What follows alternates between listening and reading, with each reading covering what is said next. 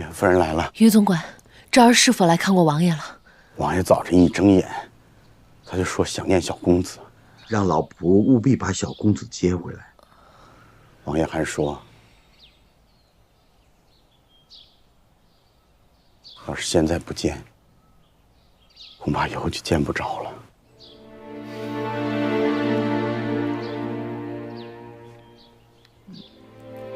王爷的病，老仆跟了王爷几10年，从来没有离开过他。要是王爷，老仆活着就没什么意思。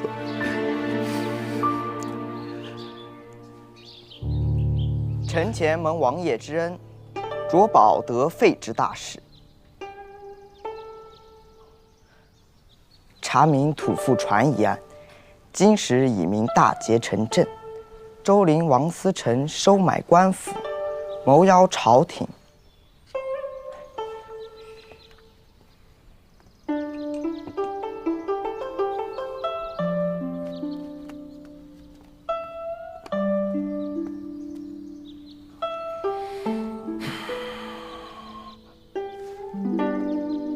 孙儿吵醒爷爷了。没有，你读得很好啊，以后每日就来这儿读给爷爷听。孙儿领命。药刚送过来，应该喝药了。哎呀，不喝，药喝了那么久也不见起色，喝了也没用，搁着。病来如山倒，病去如抽丝。这病得慢慢治才会好，急不得。娇儿，爷爷问你啊，爷爷的病要是好不了的话，怎么办？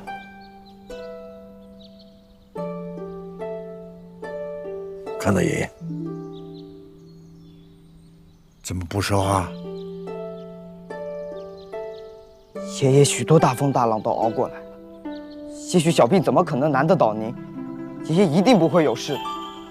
要吃喝拉撒，这是人就摆脱不了生老病死。不会的，爷爷一定不会有事的。爷爷还要教孙儿读书，还要教孙儿骑射，孙儿还要每年陪伴爷爷去狩猎。爷爷，您只要喝了这药，就一定会好起来的。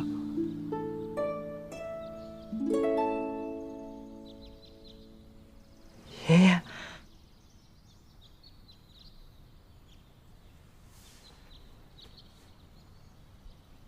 为爷爷喝药。好，来。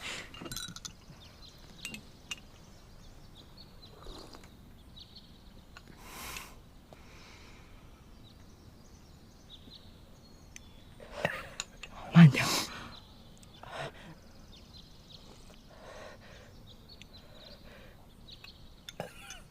哎，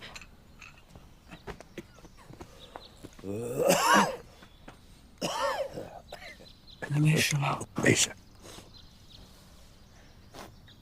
什么时候来的？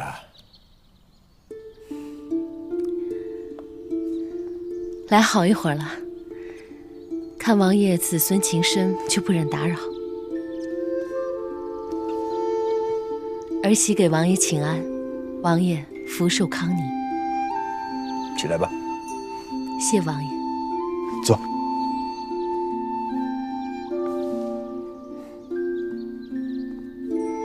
傻孩子，爷爷喜欢你，日后就多来陪陪爷爷，这样爷爷的病也会好得快些。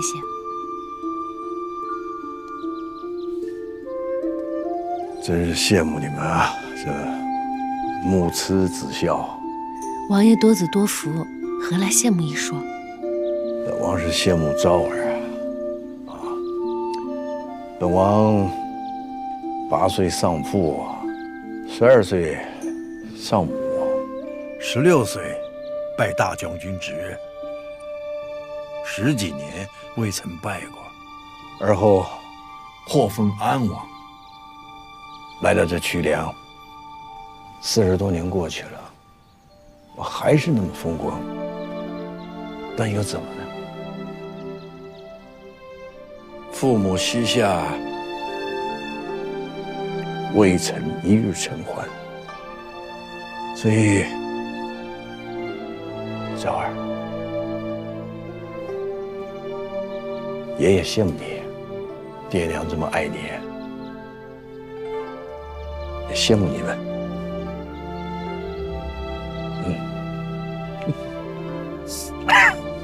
小儿，到外边去替爷爷上香祈福，爷爷有话跟你娘说。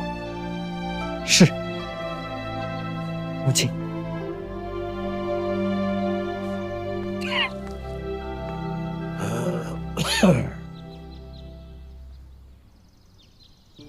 这儿不错，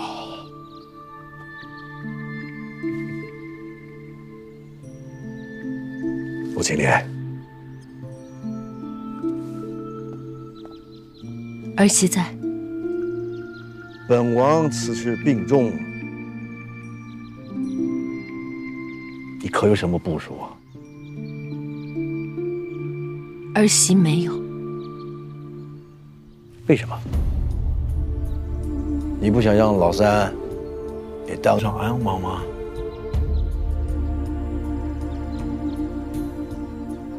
想，但儿媳更想王爷安康百年。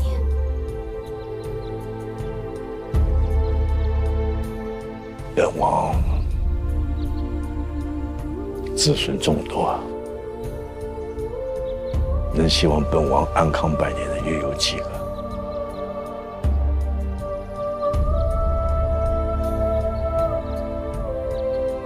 本王知道你没撒谎，这些日子你置身事外，就是每天在那边抄经祈福，本王都看在眼里。本王心想，因为你念了与本王的情谊，所以你不想夺本王的爵位吗？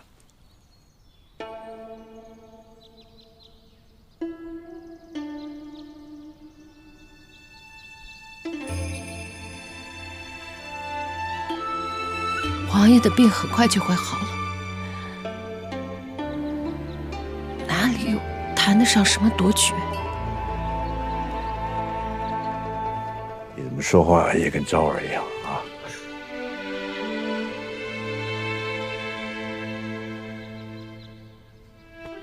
本王的身体自己知道啊，爵位更替那是顺应天意，不是在夺爵。如果能替瞿良能找到一位明主，那又何尝不是尽孝？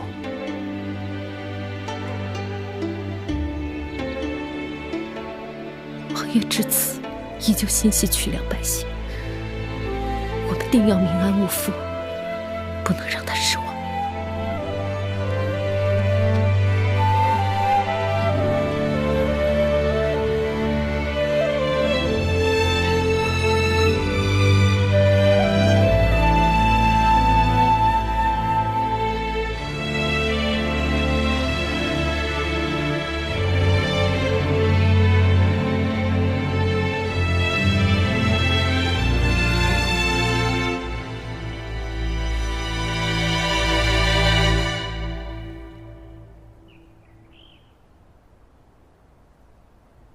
三哥，老七不能亲眼见你祭祖，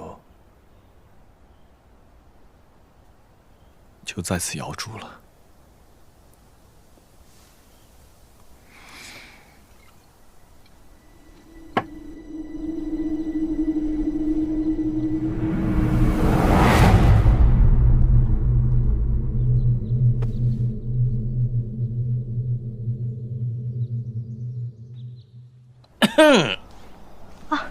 公公，冉云，德夫人给你们一些赏赐，莲夫人既然不在府里，就劳烦你去取一下呗。现在啊？不是现在，难道还让德夫人等着你不成？莲夫人吩咐了，奴婢一步都不能离开小公子。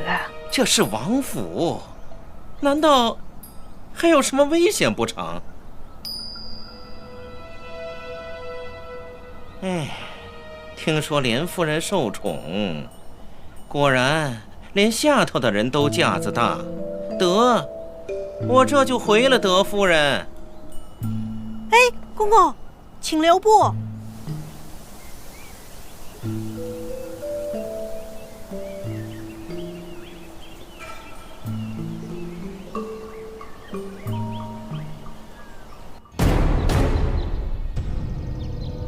来人呐！啊，有刺客！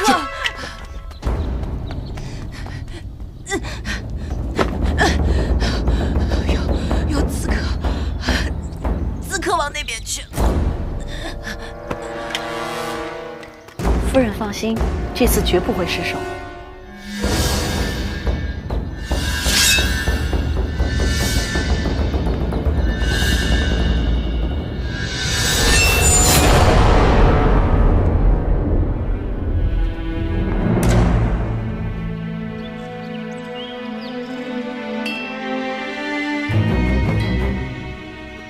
快点，麻烦让一让。志远，再快点！再快，让一让。看一看。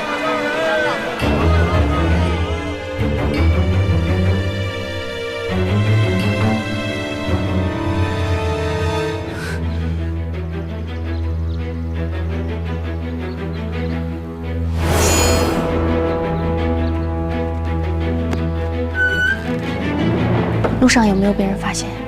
夫人放心，奴婢从小路赶来，一路上没有遇到任何人。刘嫣，华公子那边呢？公子刚刚传信，华公子已到曲梁境内，今晚便可进城。立刻派人告诉公子，昭儿已死，王爷心意必改。只要接到华公子，大局即定。昭儿。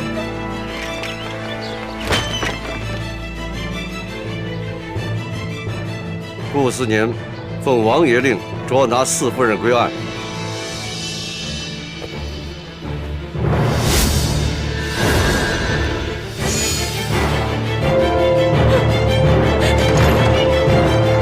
娘，小公子，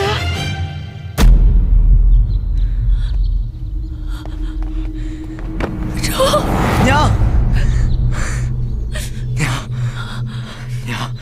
有昭儿在，不用怕。王爷早料到有人要加害小公子。小公子，顾思年奉王爷之命，请您做件事。为了查清背后加害之人，早已做好了防范措施。人证物证俱在，四夫人，你有什么话说？顾大人固然好手段，可我身为四夫人，却也容不得欲加之罪。待我回禀德夫人，再做主张。王爷有命，命右长史顾思年即刻押解阮之妹到清汤殿，若有违抗，斩立决。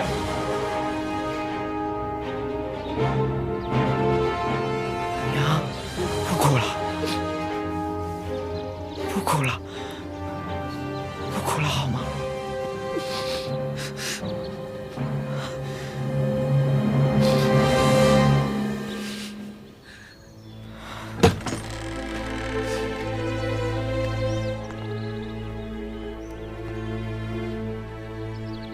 小公子，王爷吩咐过了，见了莲夫人报了平安之后，可哪儿都不能去了。于总管，事儿已经结了，不会再有危险了。我先出去玩会儿。哎，小公子，你也要奉命行事啊，听话。能不能把这儿给我看好了，可不能有半点闪失。是。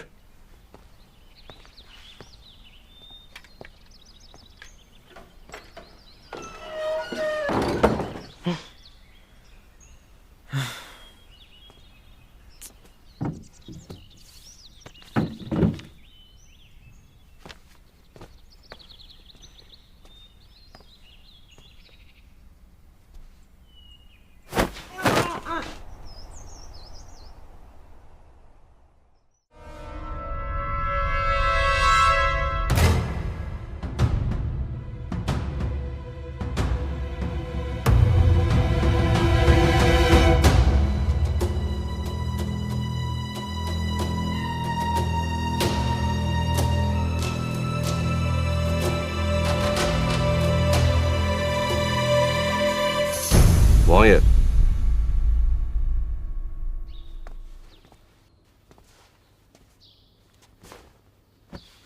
姊妹，给王爷请安。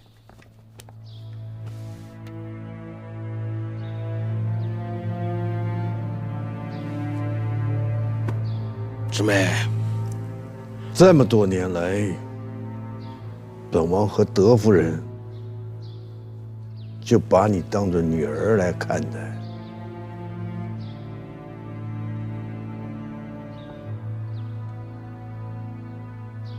本王是多么希望是自己猜错了，可惜。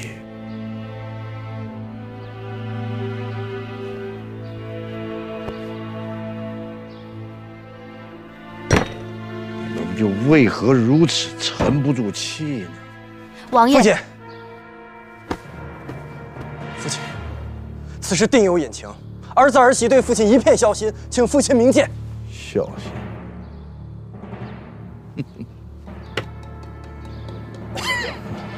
本王大病多日，你去看望顾思年的次数都比看望我的次数多，这就是你所谓的孝心吗？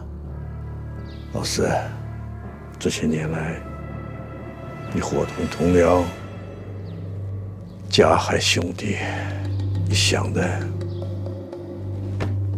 就是本王这个位子，你也太煞费苦心了吧？本王曾经多次警示于你，但为了你的情面，本王一直没说。现在看来，是本王错了，本王当断不断。养虎为患。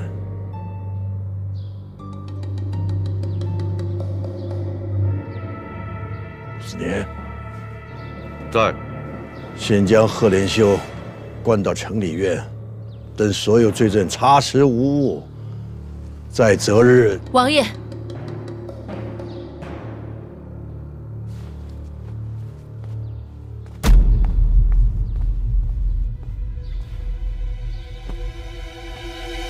王爷金口一开，万难回旋，还望王爷三思。老四这次害的是你的儿子，为了昭儿，你不可以再妇人之仁了。对于加害昭儿之人，儿媳恨不得将其剥皮抽筋，哪还有什么妇人之仁？儿媳今日来为四公子求情，恰恰就是因为昭儿。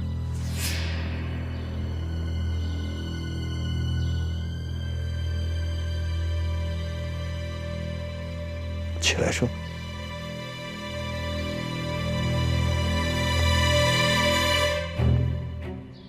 昭儿从小就受王爷教诲，生性仁慈。他坚信以德服人才是正道。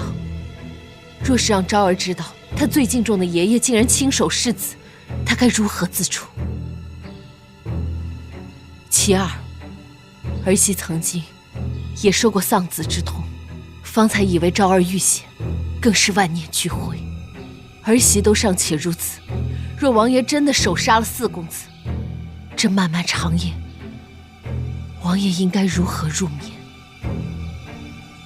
王爷，四公子和四夫人的生死与儿媳无关，但儿媳不想让昭儿失望，王爷悔恨。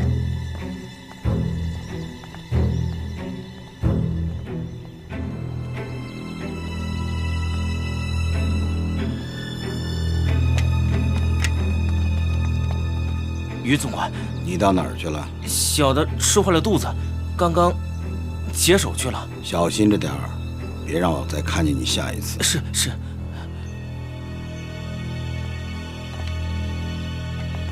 小公子，王爷让我给你送点点心。小公子。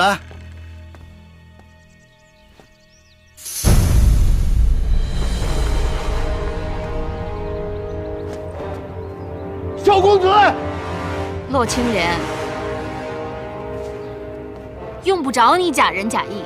有一件事你错了，王爷根本不会悔恨。姊妹，不可无礼。为何不能无礼？王爷若是英明，自然要以礼相待。可若是王爷不辨是非，为何不能对他无礼？大胆！来人，把四夫人拿下。且慢，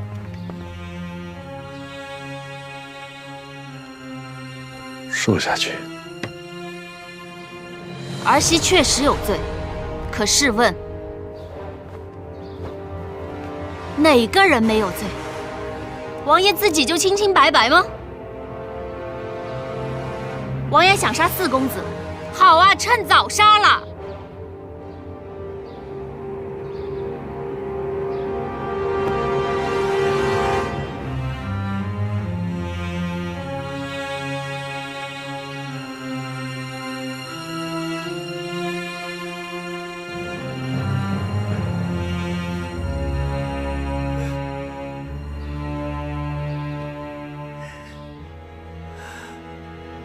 说下去。王爷只道自己仁慈，却无非是以爱之名给人带来更深的痛苦。世人都知道王爷宠爱世子，可王爷几时真的把世子放在眼里？试问，面对年复一年无休止的否定和容忍，世子何曾真的快乐过？还有昭儿，王爷为了证明自己，凡事皆在自己掌控。不惜拿昭儿做诱饵，就不怕真的百密一疏，让昭儿陷入险境？世人皆说，王爷迟迟不肯立世子，是因为公子们个个出色，无法选择。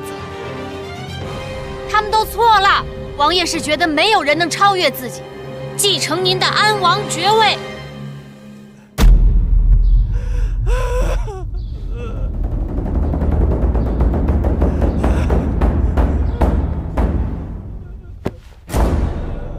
此事皆是儿媳一人的主意，与四公子无关。请王爷不要迁怒他人，赐我一死。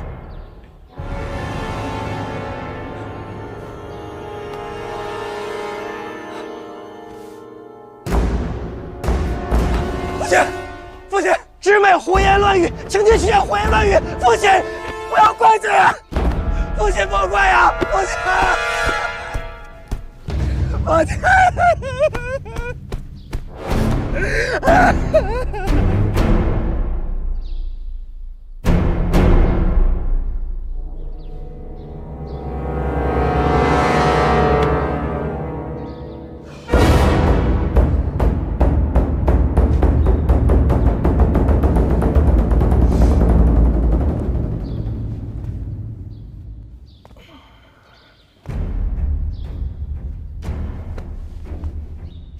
起来。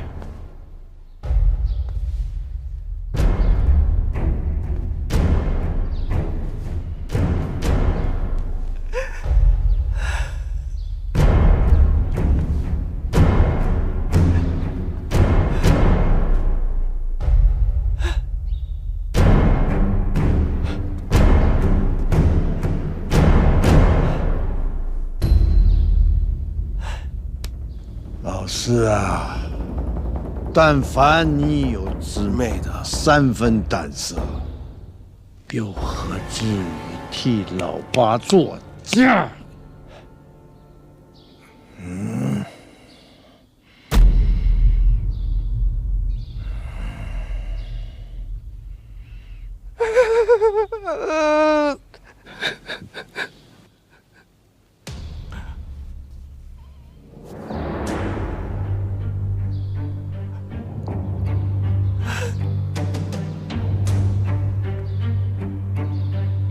我要好好想一想。顾司念在，先将司夫人押下去，如何处置，日后再议。是。王爷，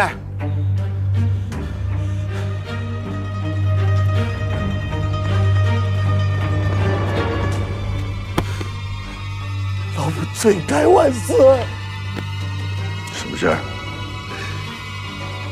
赵公子失踪了。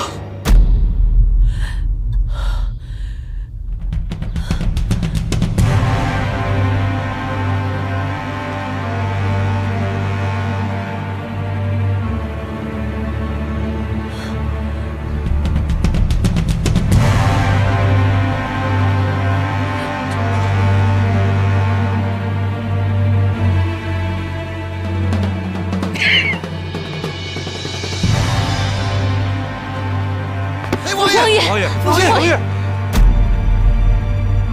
吉时到！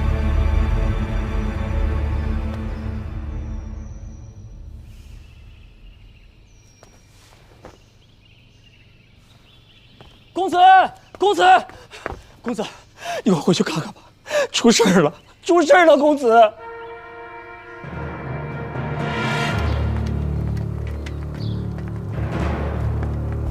梅儿，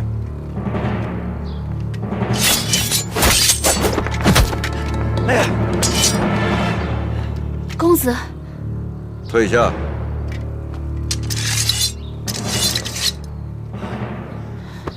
公子，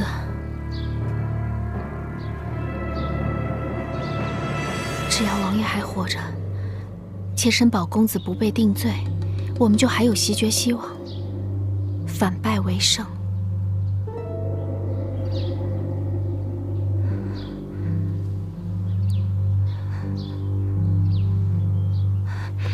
公子，你独揽罪责。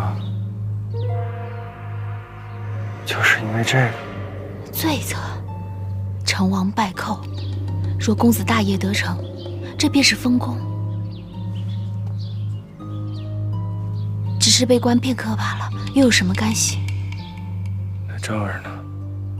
昭儿也是你。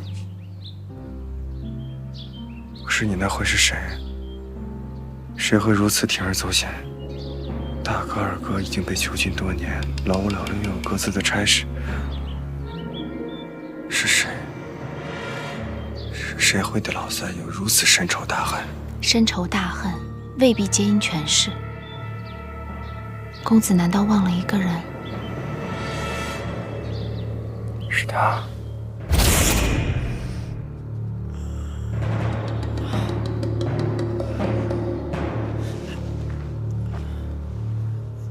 你是谁？这是哪儿？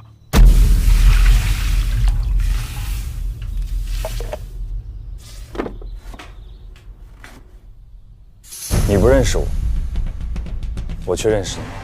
你叫贺南昭，12岁，冬月初10，生于信公子邸。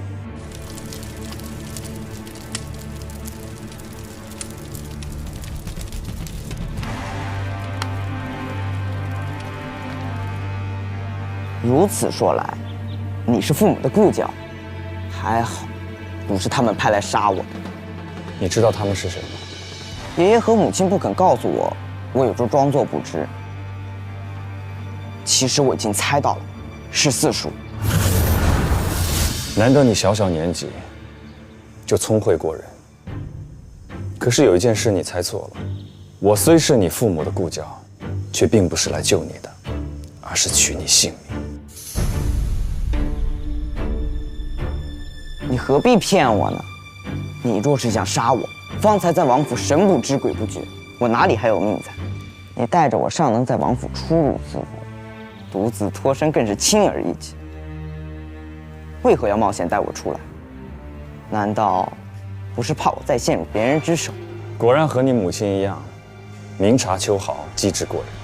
说到机智，我半点也及不上我母亲。至少我无论如何也想不通。我对苏叔向来尊敬，可他为什么还要置我于死地？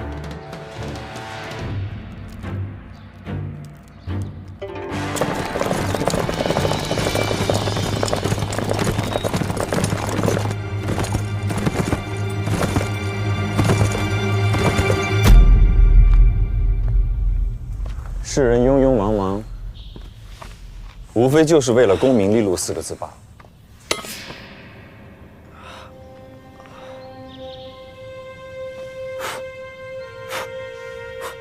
这把梳子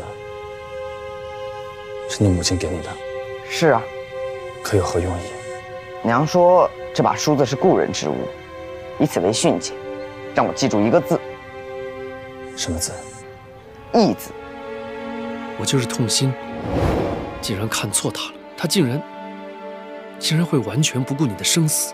世人重利轻情义，这是人之常情。11年了，在你心中仍然是个背信弃义的小人。你怎么了？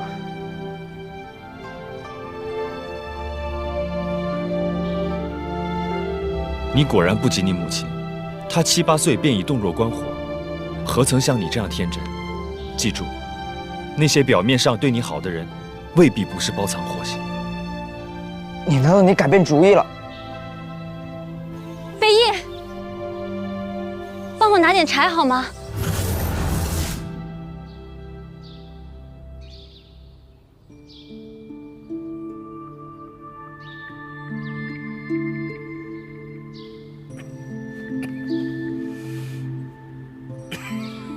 王爷，您醒了。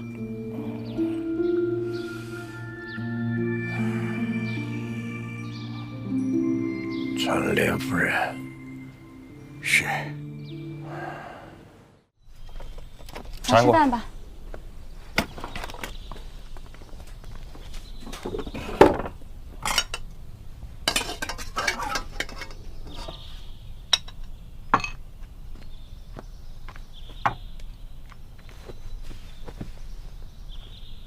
来，吃。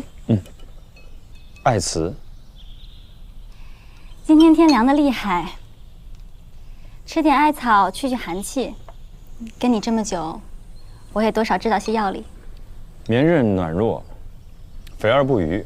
谁能想到，当初的郡主，如今不仅烧得一手好菜，就连艾草的药性都知道。艾草虽然能医百病，但我却并不喜欢。为何？听说它为了让自己有足够的养分，便会在根部释放出毒素，让周围其他植物都不能够存活。只为了一己之求，便不惜伤害其他的生命，岂非太过自私了？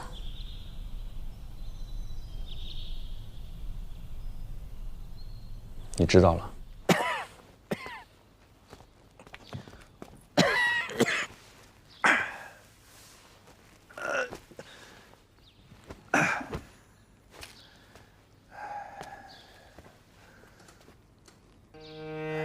莲儿，儿媳在。师妹说的没错，本王以为万无一失，却还是自以为是，害昭儿涉险，终究还是本王的错了。王爷，请放心，昭儿一定不会有事的。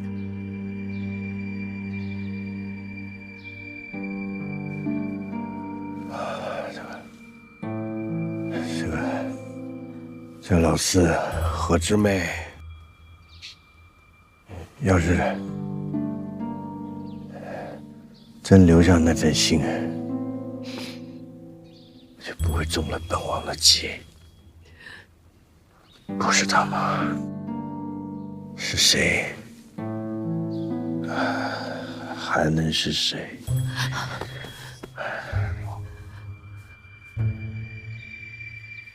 儿媳也不知道是谁，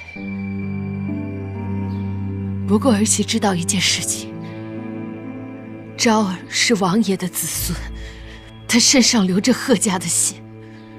现在无论他是在谁的手里，儿媳坚信他一定不会有事的。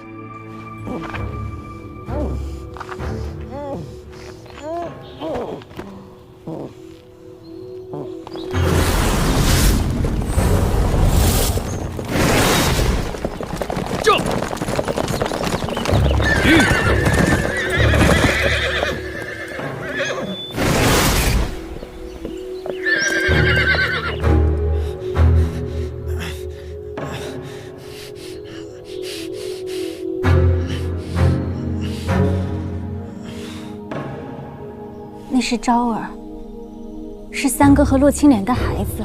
可我现在是赫连修的幕僚。你几时对四哥这样忠心了？你我心知肚明，你做这一切都是为了洛青莲。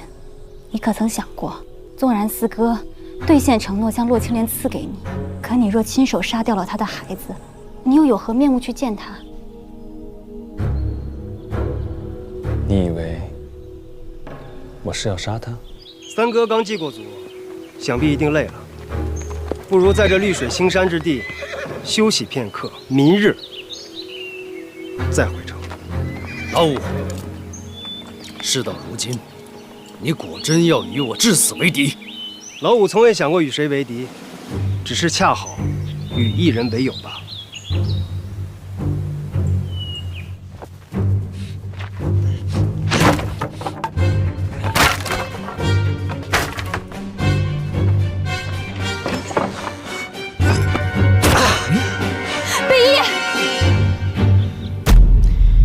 信侣，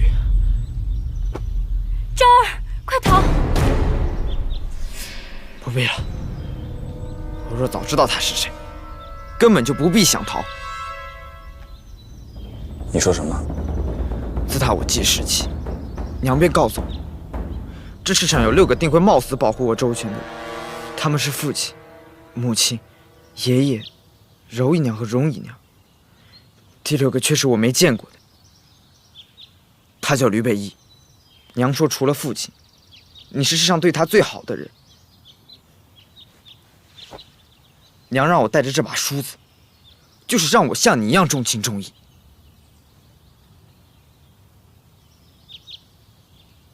这就是你方才说的训诫。是。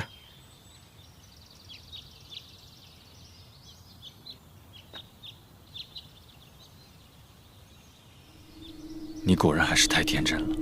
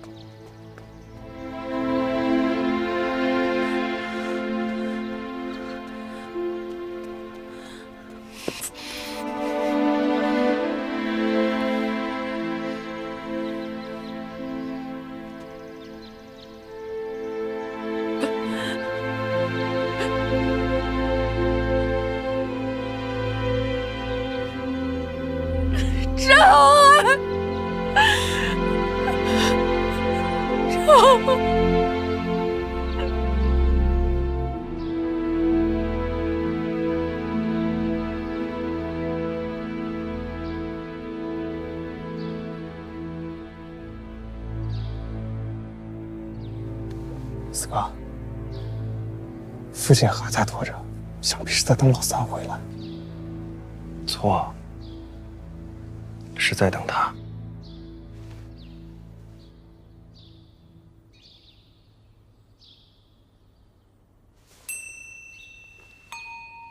没有了昭儿的老三，即便再有能力，终究年过40了。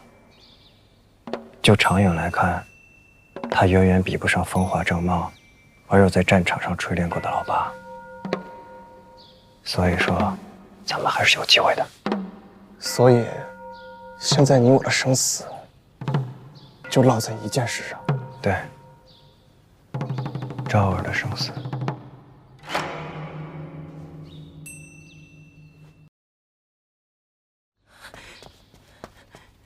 禀王爷，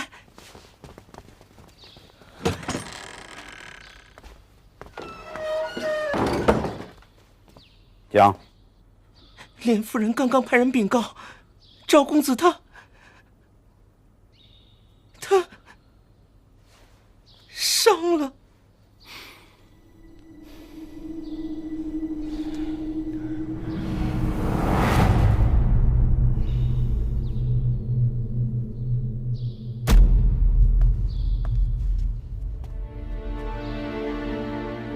王爷，王爷，你说吧。放心，本王还撑得住。王爷咱们节哀呀。赵公子自小懂事，他若泉下有知，他也不希望王爷伤了身子。知道了，去把顾思年把齐良伯叫进来。是。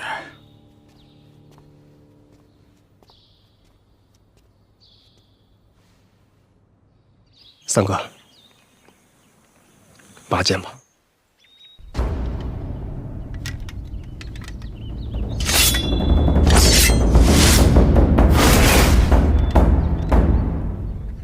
撤！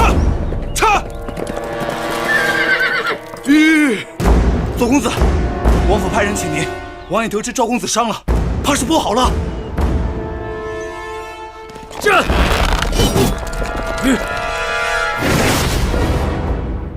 老五，你也为人父，难道不能体会丧子之痛？你也为人子，父亲病危，难道你不想再见他最后一面吗？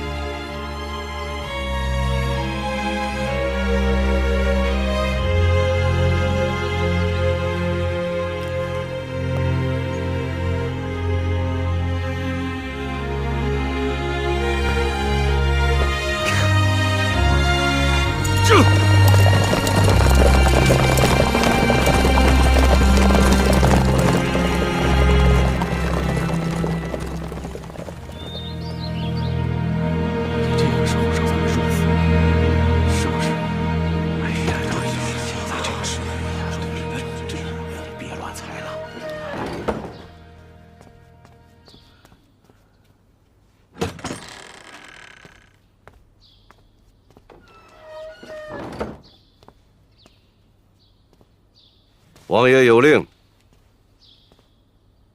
请信公子。三哥迟迟不到，是不是还不知道消息啊？每位公子都是长史处的人，亲自到公子邸接送的。此等大事，谁敢耽搁呀？三哥代行祭祖，自然是与我们不同，偶尔懈怠一点也是可以理解的嘛。烦顾大人回了父亲，免得父亲苦等，延误了病情啊。谁敢延误父亲的病情？信公子前。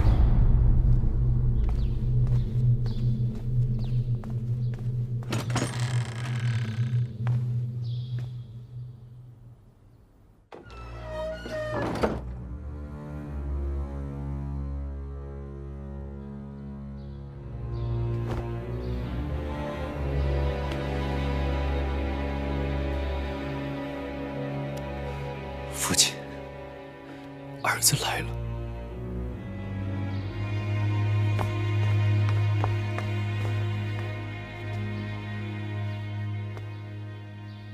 父亲怎么样了？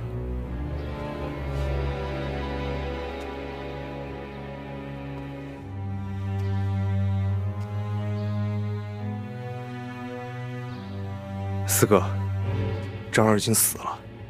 父亲竟然还是只传老三面剑，难不成还要传爵给他？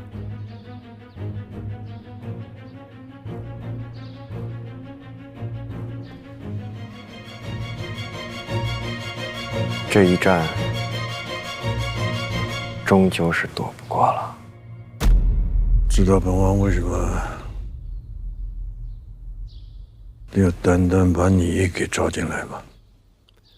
儿子不知。给你幅字画，送你6个字儿，去看看。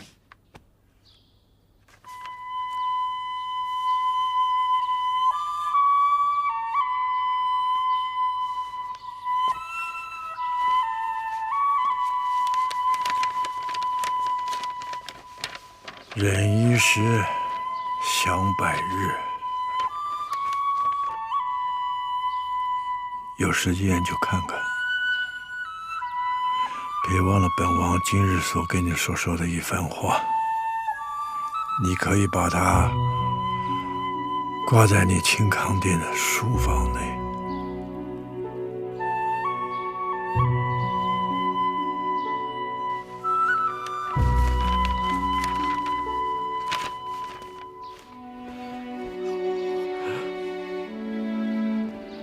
清康殿。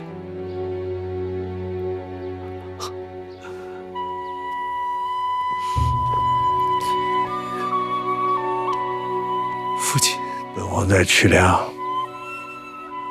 40年，原本寄厚望于老二，可惜世子在位几十年，他所作所为并未达到本王的期望。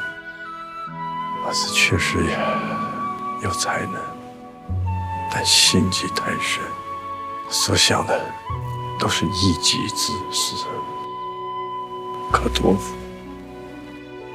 唯有你，老三。父亲，本王观察你多时，情义也有，能力有，手腕有，魄力也有，所以这个安王爵位由你来做，才能做得安稳。本王的遗志也只有你才可以传承。父亲，你选我，并不是因为昭儿。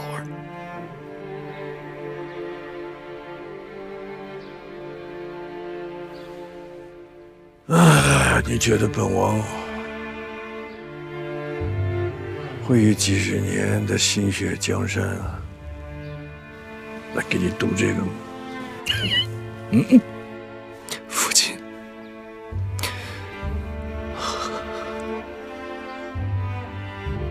何莲溪，儿子在。本王要你对天发誓，从现在开始，本王所说的话不能泄露给第二个人。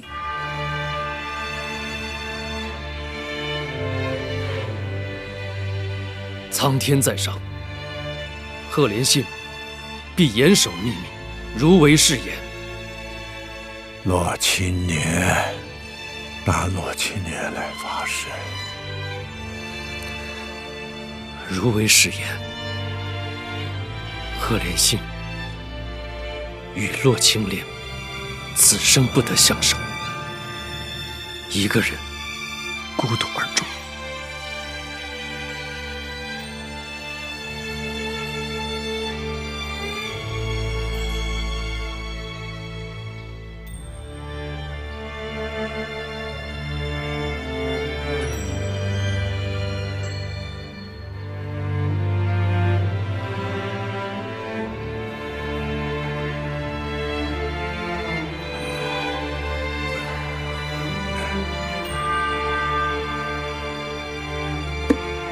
打开。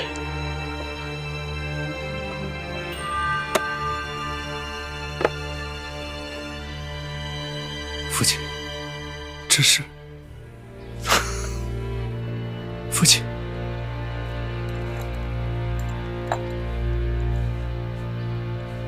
本王对郡上的承诺。贺将军，你到曲梁之后，务必心无旁骛，不遗余力，壮大曲梁。郡上，臣哪都不去，丞相竟然挟持郡上，远调忠臣，那臣就算是拼了这条命，也要留在郡上身边，保护郡上。大木已是丞相的天下，唯有远离，才有生机。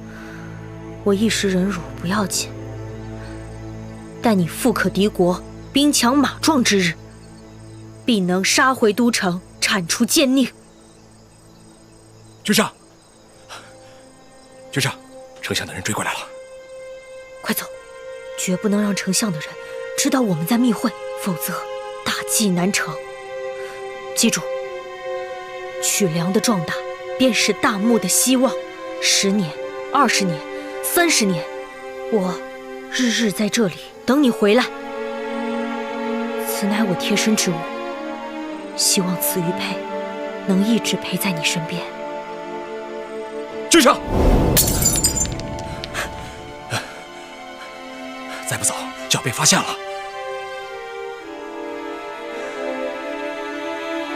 走，快走！君上，君上万万保重，待臣归来，为君一战。父亲这几十年，殚精竭虑，壮大曲梁，原来是为了重返京城，秦王救驾。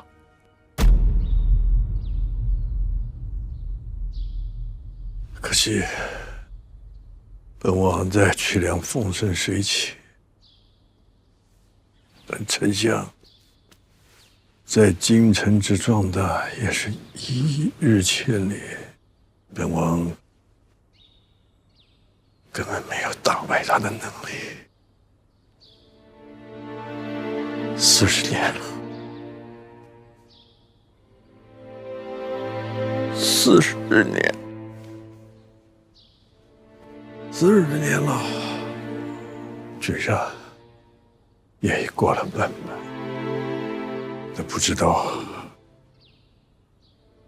他还可以等待多少时间。君上全弱，当年连玉佩这种贴身之物都无法保存，想想他这些年他是如何忍辱负重。本王的身体，本王知道，大限一块到，父亲，本王无法再辅佐君上，本王要你来西郡，父亲，达成宏愿，便靠你了。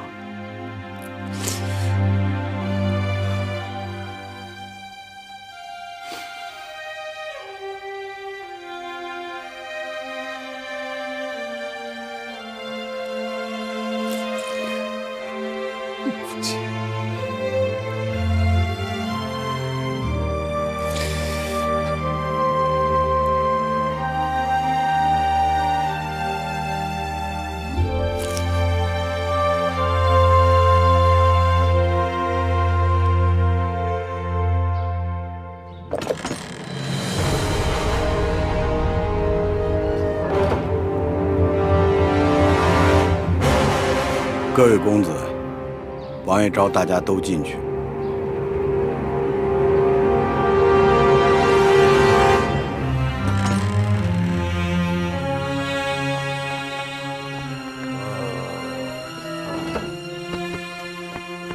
父亲，父亲，父亲，本王身子不济了，以后无法再领政我。等本王替你们择了一位阴主，从今而后，你们必得好生扶持，不得生出儿心。儿子，谨遵父亲之命。本王走后，有3子贺连兴袭安王爵位。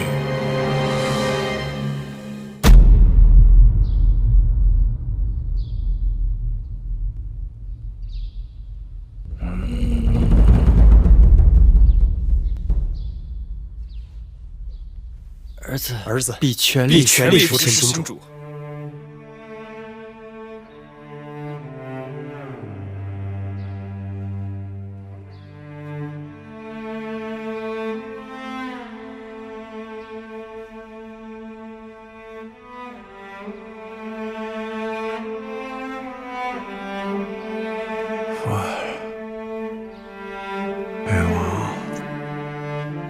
你等太久了，也该过来陪陪你了。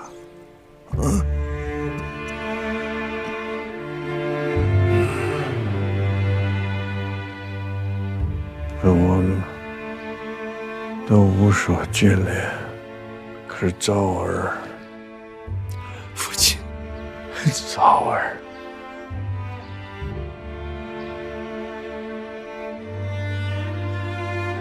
禀王爷，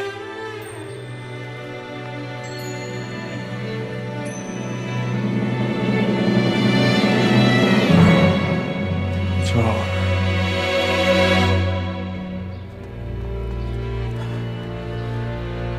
王爷，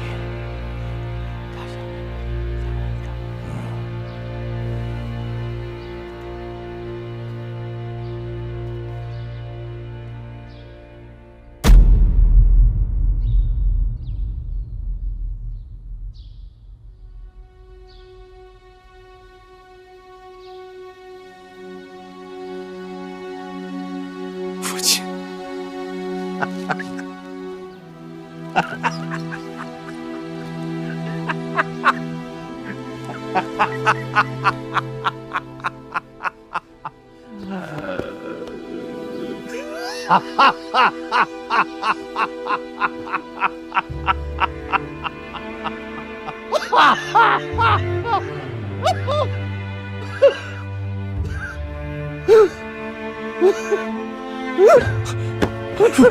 父亲，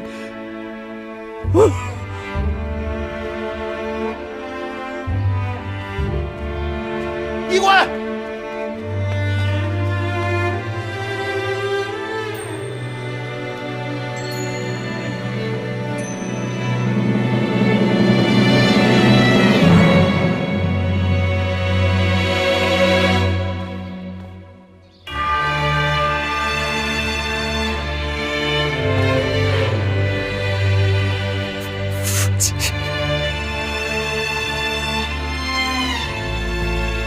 父亲，王爷洪世啊！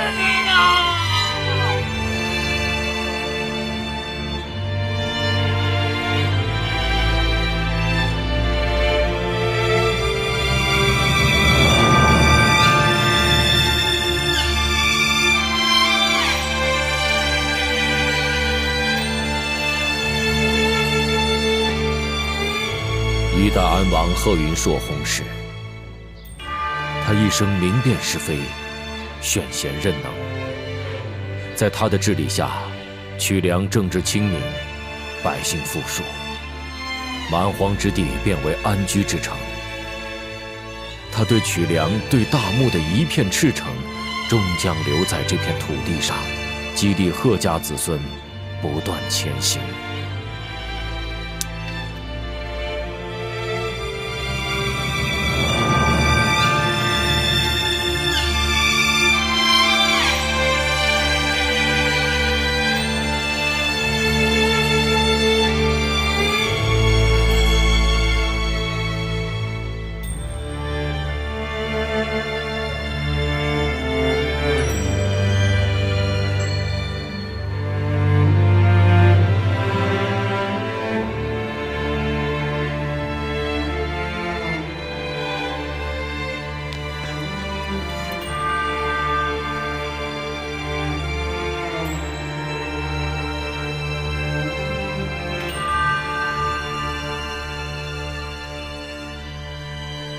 连怕的人都没了。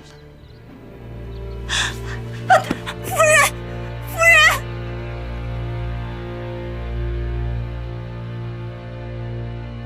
新主袭爵，严控内城，7日内诸官员非传令，不得擅自入城。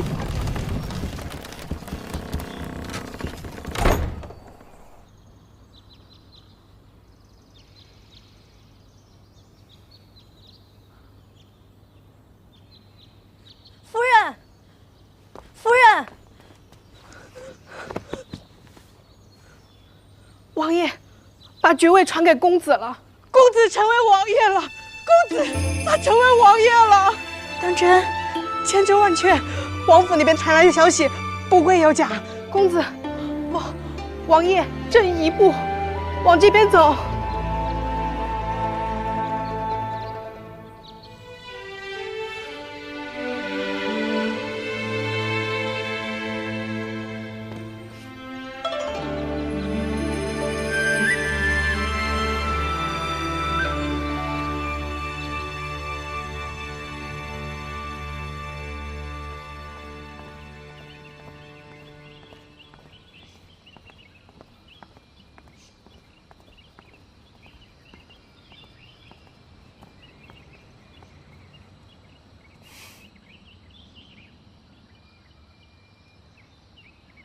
王爷到！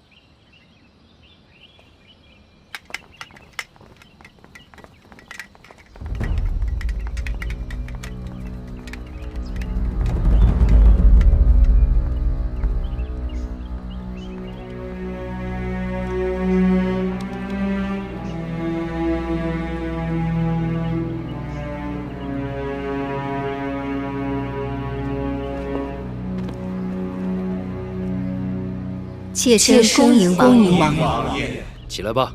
谢王爷。谢王爷。谢王爷。王爷为什么回来了？不是应该在守孝的吗？父亲的棺椁已安置妥当了，我就想回来看看你们是否都安好。王爷放心。妾身等人尽皆无事，王爷还是回府守灵要紧。妾身等人会在公子邸里面为父亲守孝，以为父亲在天之灵。知道了。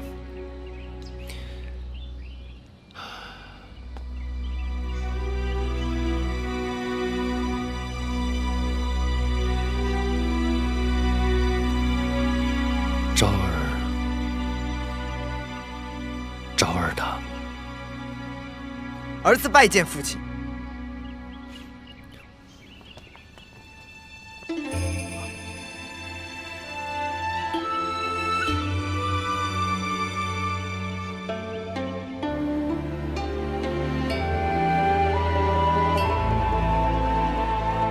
昭儿。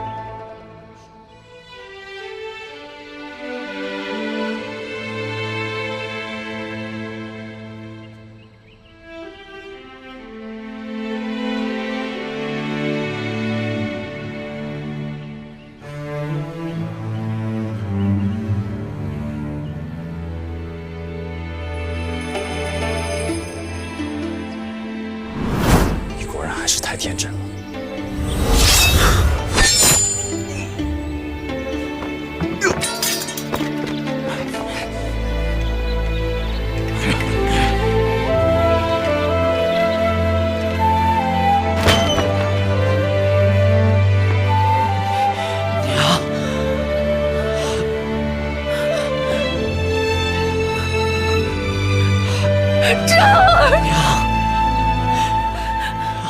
你以为你亲自来便能拦住我？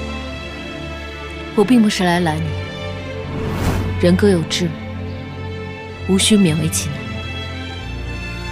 我来是为了托付你一件事。今夜若是公子不幸落败，我希望你能保住昭儿。那你呢？你要与他同生共死。你果然与他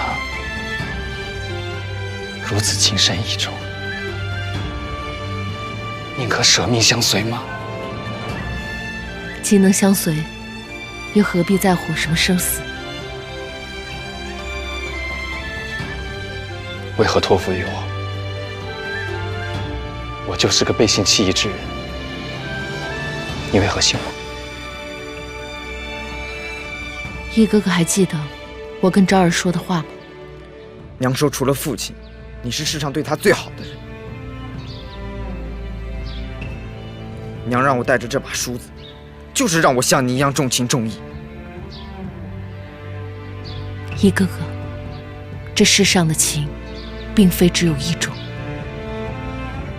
能够以命相托的，还有知己二字。1夜之内，父亲薨逝，又要承受丧子之痛。丫头，你就真狠心这样骗我？自然是不忍，可只有这样才能够确保昭儿安全。况且，妾身更不忍的是公子以为因昭儿袭爵，欲结终生。你耗费心神来证明父亲传位的真心和解开我的心结。丫头，公子的心结，又何尝不是妾身的心病呢？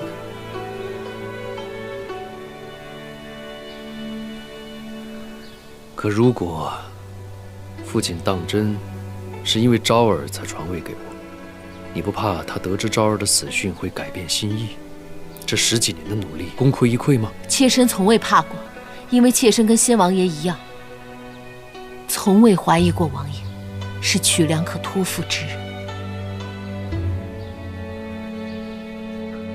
丫头，父亲的苍天在上，赫连信必严守秘密，如违誓言，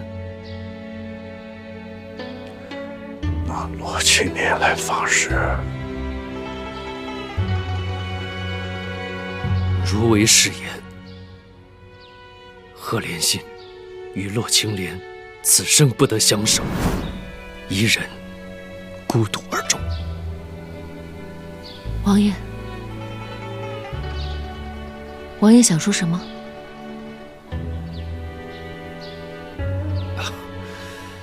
我想说的是，可惜父亲不明真相，以为昭儿是因他而死，必是含恨而终。其实，王爷，赵公子已经找到了。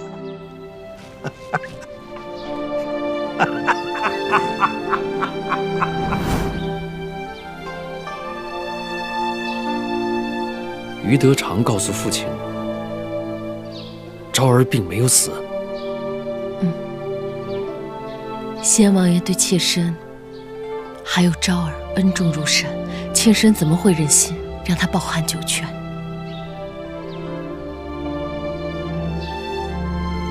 丫头，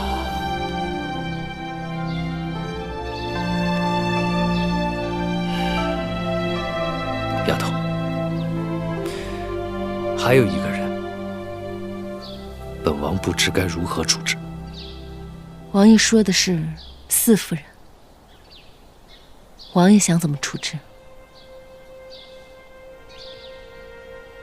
论罪当斩，但知妹若斩，老嗣必反。我刚刚袭爵，一来经不起如此的动荡，二来又辜负了父亲临终所托。丫头，我说这些并不是因为我和四夫人之前……王爷别说了，那都是从前的事了。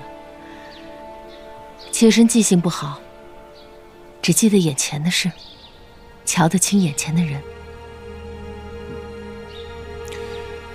丫头，父亲大丧，孝期3年，这期间，你和府里的女眷就只能住在瑞郡王邸中。我……妾身明白，妾身就在连威居等着王爷。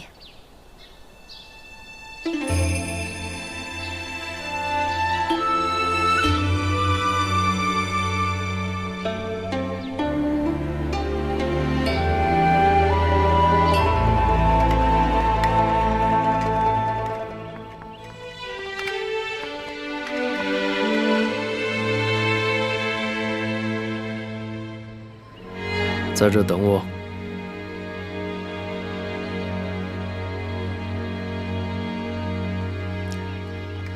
你是怕反了赫连修，他会恨你入骨？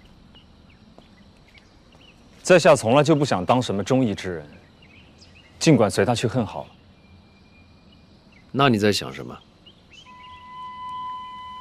我想起莲儿曾经说过的一句话。我曾经想挽回莲儿，跟她说，信公子只是不择手段想当王爷，而他却说，公子是不择手段想当王爷，却并非只是为了权力，而是知道自己会是一个好王爷。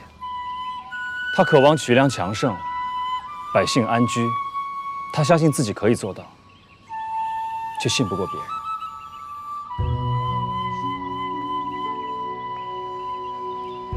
有妻如此，夫复何求？女子有才华，有美貌，皆是不难，难的是能读懂男人胸中丘壑。在下从不后悔曾经背叛王爷，因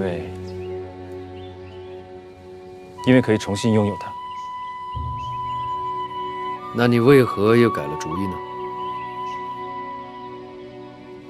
在下想通一些事，还有曲梁需要民主。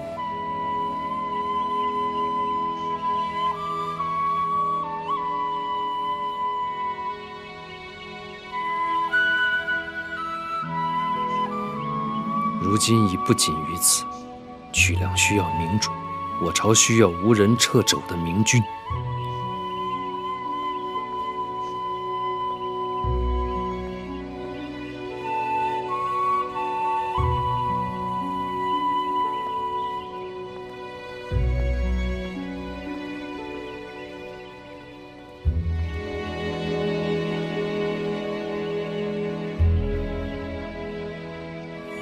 还有一件要事要告诉你，我料定老四会召老八回曲梁，所以曾给穆天书飞鸽传书，请他出手相助，阻拦老八的大军。祭祖前一天，他回书了，提出相助的条件是什么？是出穆海瑶。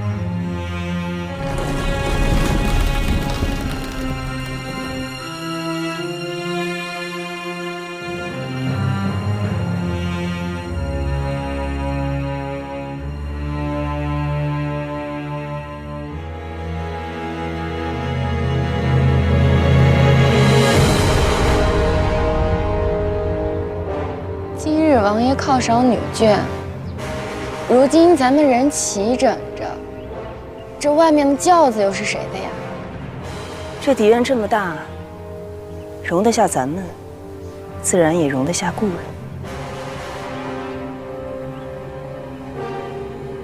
王爷有命。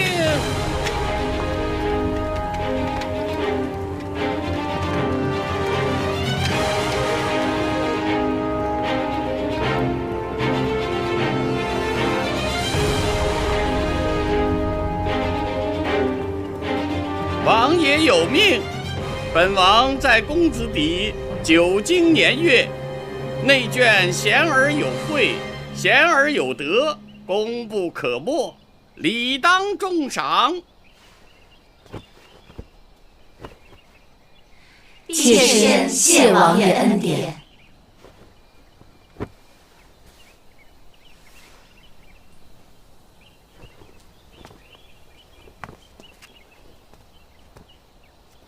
侧夫人洛氏，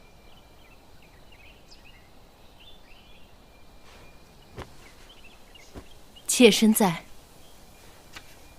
赐洛氏彩旗荷叶托盘一个，香兰宝石梅花形金簪一对，如意珠帐一幅，翠玉白菜花插一盏。谢王爷恩典。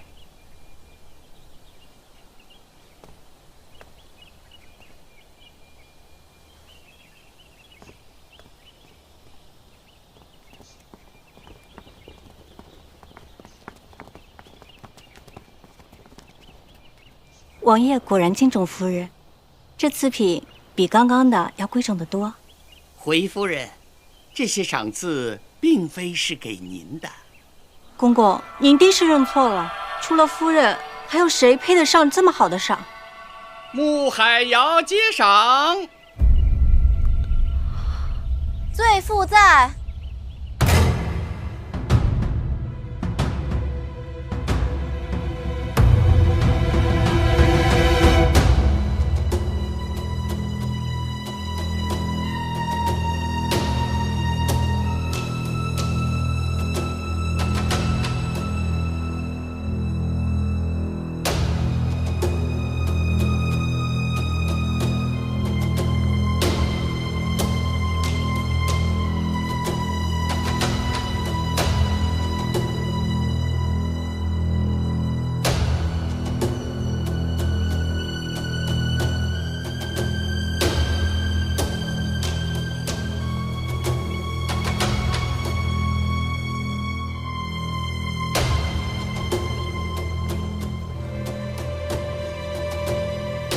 赐穆海瑶玉雕屏风一扇，紫檀雕花纹盖盒一个，八骏马象牙雕摆件一对，寿山石雕葡萄摆件一个，紫釉窑变鱼尾瓶一对。罪妇叩谢王爷。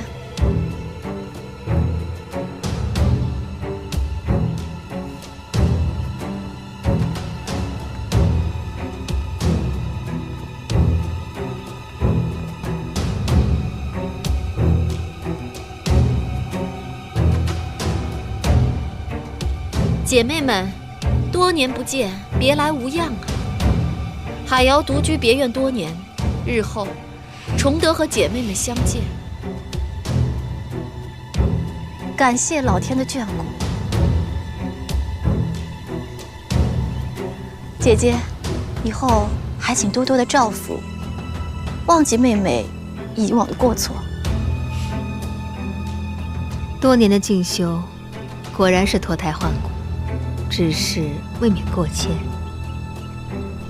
穆大人战功赫赫，如今整个曲梁，谁不需要靠穆家来照拂？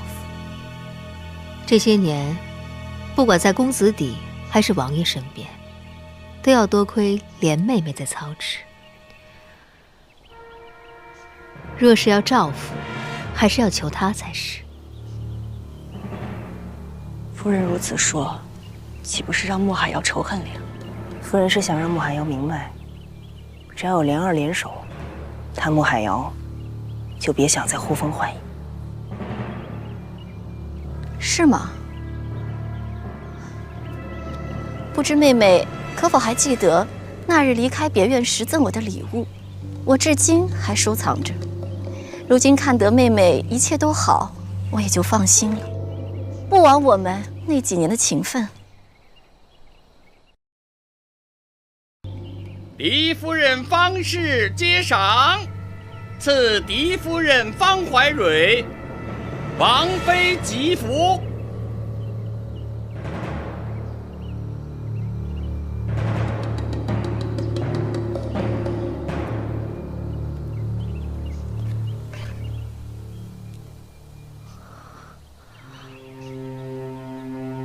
难怪王爷最后才赏夫人，恭喜夫人，贺喜夫人。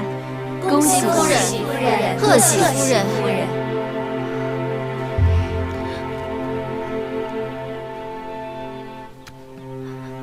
谢王爷恩典。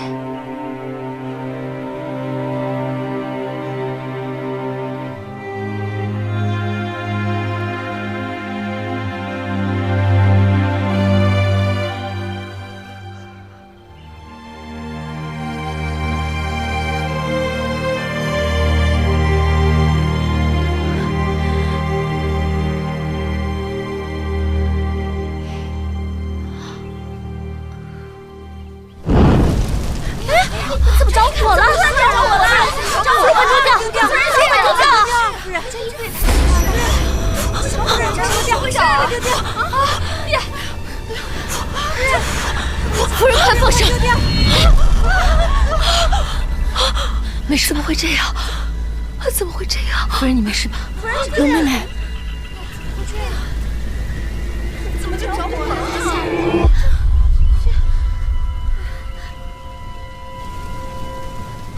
你们快看，肌肤烧出了莲花的形状。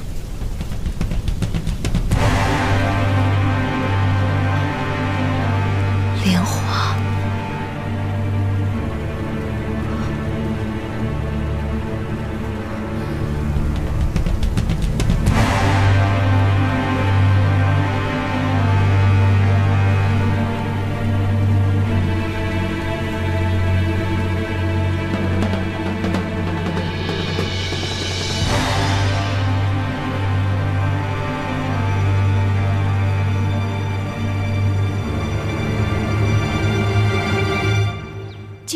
邪门的事儿，好好的王妃吉服怎么就着火了呢？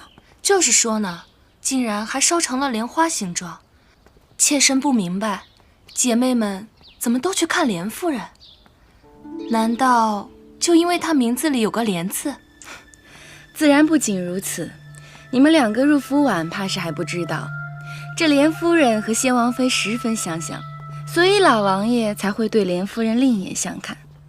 而他俩相像的其中一点便是独爱莲花。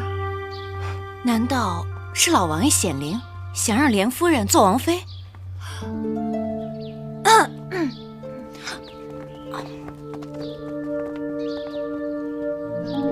夫人，这下可不是得罪夫人了。用不着你多嘴。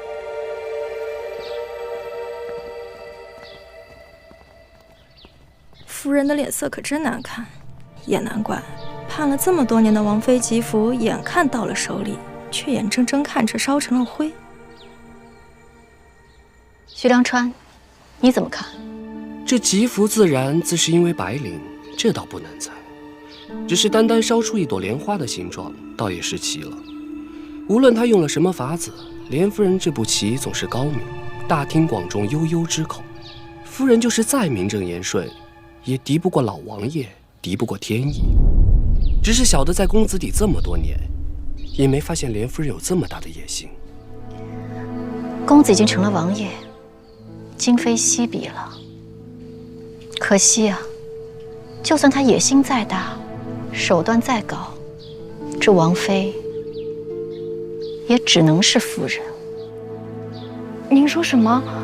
王妃视我们为眼中钉，我们竟然要助她？她又何尝不是我的眼中钉？可如今洛青莲是王爷心尖上的人，要是让她再得了王妃，还有谁还能动她分毫？以后在王府的日子还长着呢。要是连谁是最强和谁是最恨都不能分清楚，那就白白在别院待了16年。如今的莫海瑶，连16年的屈辱都能容得下，又怎么会容不下一个他？夫人，夫人，小的斗胆问一句，您为何就没想过您自己呢？如今王爷处处仰仗穆大人，若您真想要当王妃，这即便是王爷不愿意，也不是没有一丝可能的。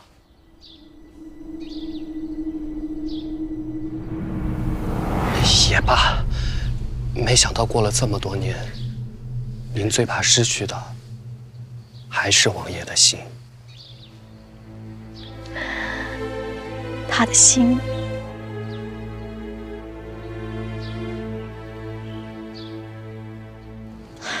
我不是早就失去了吗？夫人，方才不知道为什么公子邸各院都派人送了礼物过来，奴婢也不知道怎么回事儿，暂时都给收着了。等夫人您回来做主。说起剑锋使舵的速度，谁能比得上这群人啊？知月人员，你们立刻出去守着，关好门窗，千万不要让人进来。是。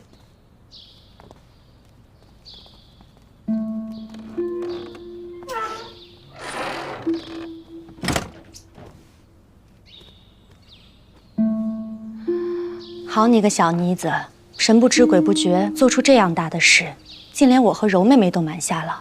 怎么，想等做了王妃才告诉我们不成？此事并非二位姐姐所为。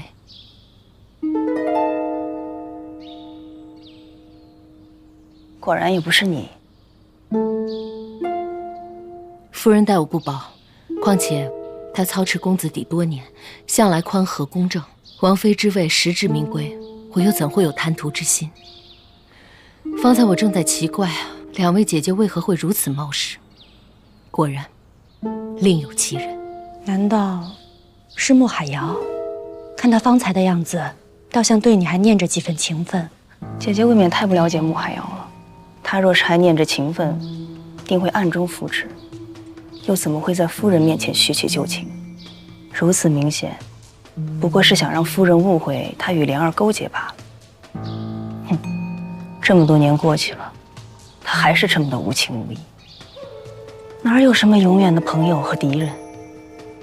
想来唯有这句话，才是出自她的真心。柔姐姐，你放心，16年了，什么情什么恨呢，我都已经忘了。如今的生死荣辱，皆与我无关。奇了，不是你我，又不是穆海瑶，还会是谁呢？无论是谁，必定是身份尊贵之人。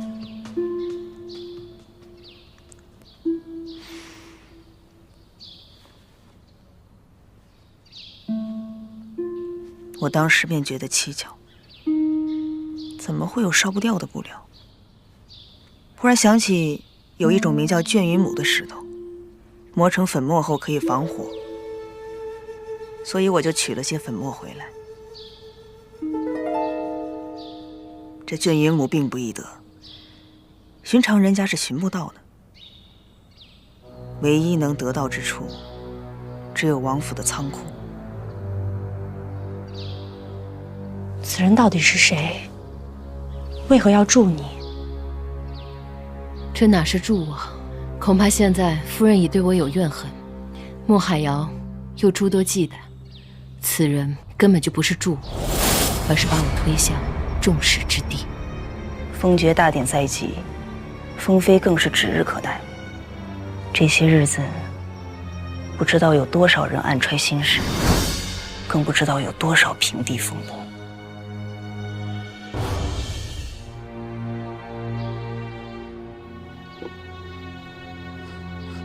你做得很好，夫人，奴婢不明白。夫人往日要除掉洛青莲，皆是因为她阻碍了公子的袭爵之路。可如今新公子已经，您为何还要盯着洛青莲？是啊，我败了，败不可怕，怕的是不知败于何人之手。这几日以来，10几年间的事情一一从我脑子里流过，我忽然看清，公子每一次的败局，竟没有一次少了洛青莲。他不仅是信公子的头脑，更是他的心魂。是我急功忙了心，竟到此时方才明白，我败给的不是信公子，而是他的女人。奴婢懂了。若是除掉洛青莲，信公子便孤掌难鸣了。可不久后便是封爵大典了，还来得及吗？怎么？你怕没有人比我更着急吗？方怀忍是绝对不会留着他到封爵大典那天的。只要公子沉住气，登上安王之位的，未必是贺连熙。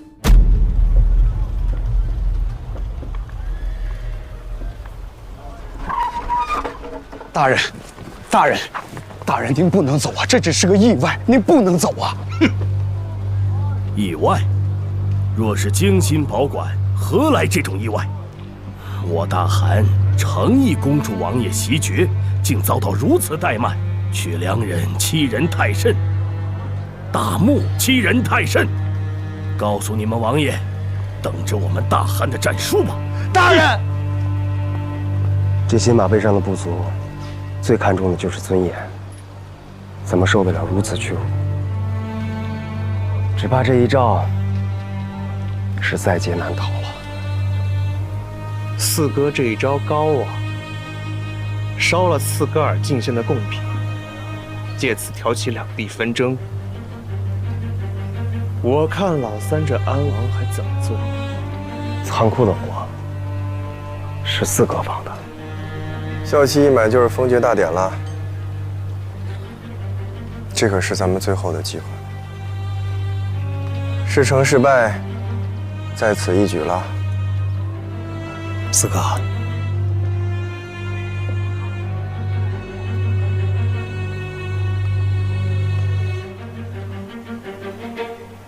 没什么。你小子最近气色不太好啊，我那有上好的鹿茸，今天差人给你送点去。上菜吧。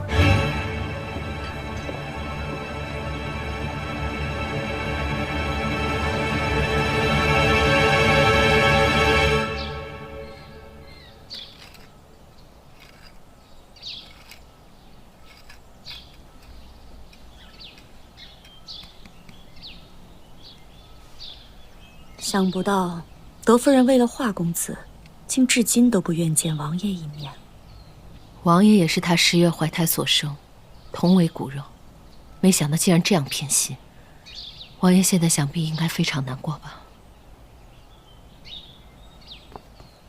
夫人不好了，斯格尔的贡品被烧了，使臣已经一怒之下离开曲梁，听说要下战书呢。你这便入府去瞧瞧吧。吉福之事还是要由你先说才好。走。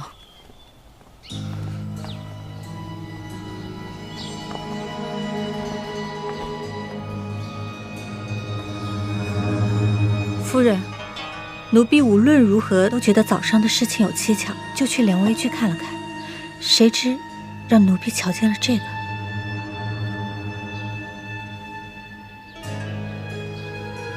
奴婢已经打听过了，此物名叫卷云舞。对呀，我为何忘了？如今证据确凿，您贵为王妃，就算王爷再宠爱洛青莲，也一定能够为您做主的。王妃，我还能当王妃吗？您是嫡夫人，洛青莲只是个典宝署小官的女儿，如何能够与您相争？是吗？若是要家世显赫才能当王妃的话，那穆海瑶呢？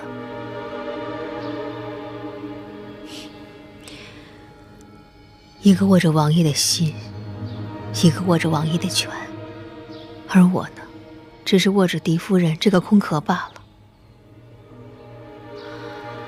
有证据又能怎么样？王爷会为了一个空壳来做主吗？早上的事情很快会传出去，这吉福也很快会收回去，到时候连这空壳也没有了。夫人，夫人，夫人，方才王府的仓库着火，烧了斯格尔的贡品，这恐怕两地要打仗了。当真？千真万确。方才小的正在库房里办差，就看见一个人影匆匆忙忙从库房出来，之后就着火了。我就一直跟着这个人，看着他进了修宫子底。夫人，您不能这么惊啊！夫人，夫人，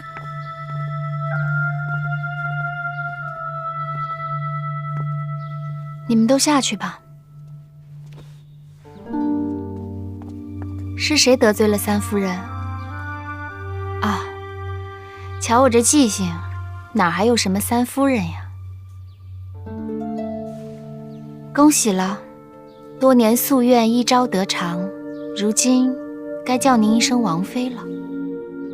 不必了，我尚未封妃，也不一定是王妃。再说，有此夙愿的，又何止我一个人呢？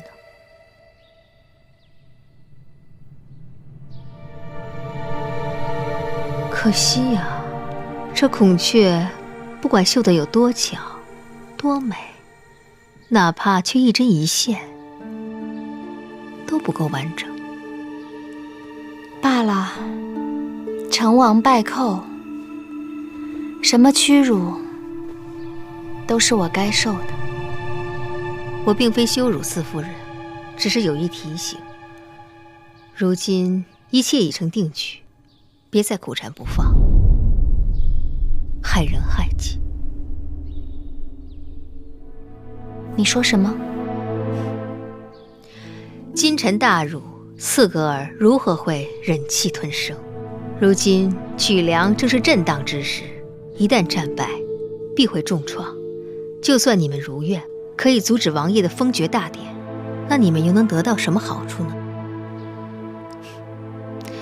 四夫人是聪明人，自然会懂得唇亡齿寒的道理。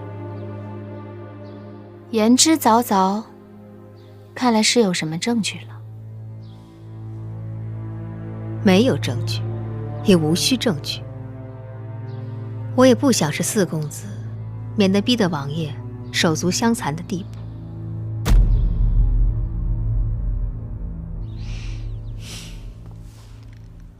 此事我全当不知，希望四夫人以后以曲梁为重，三思后行。不知您的孔雀还有几针几线？现在不是王妃不要紧，就怕永远都做不成，对吗？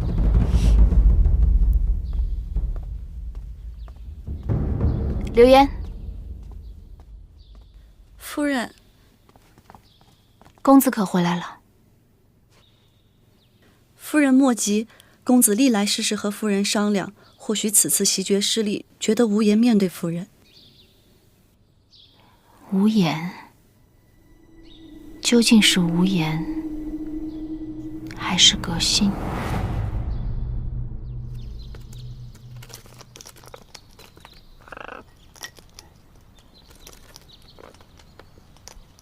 妾身给王爷请安。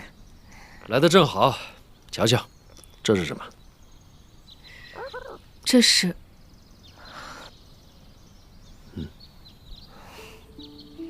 18年了，鹦鹉还在，锦芳嬷嬷的坟前却已是草木成林了。锦芳嬷嬷死后这几年，都是余德常养着她，我都喂了她7天了，一声都不叫。看来你是念旧主了，是吧？禽鸟尚且有情，人却有暖不热的心。贡品被烧已是虽大，可最让王爷伤心的，还是德夫人。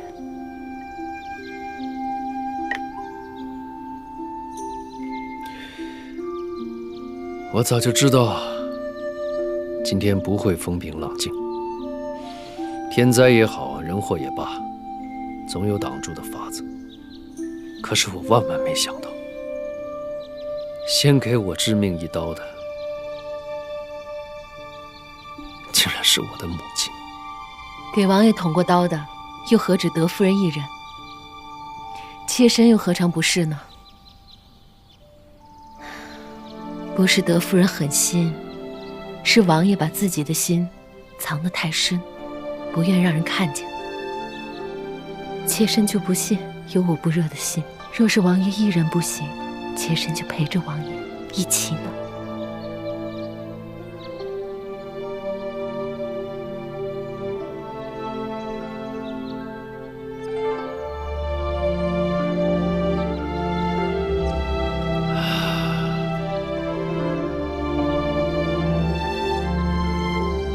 跟了我这么多年，你从来都只是受苦。如今袭爵了，我想给你最好的一切。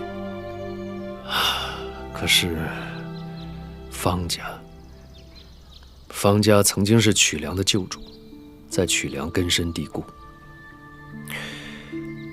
这王妃的位子，王爷，有件事情妾身不得不说。今天早上，王爷送给夫人的王妃吉服。王爷，王爷，宜公子从边疆回来了，快让他进来。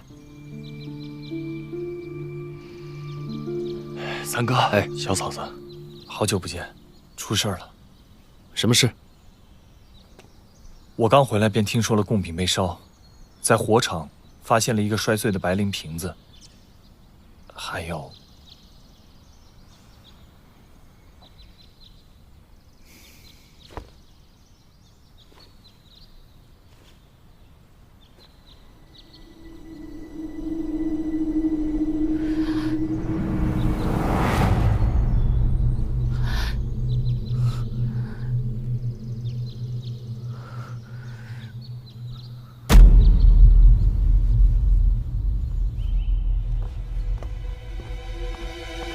奇怪，这洛青莲的帕子怎么会在库房？不管怎么说，这次就让他当我们的替罪羊。起来！还没查清你是犯人，不准跪。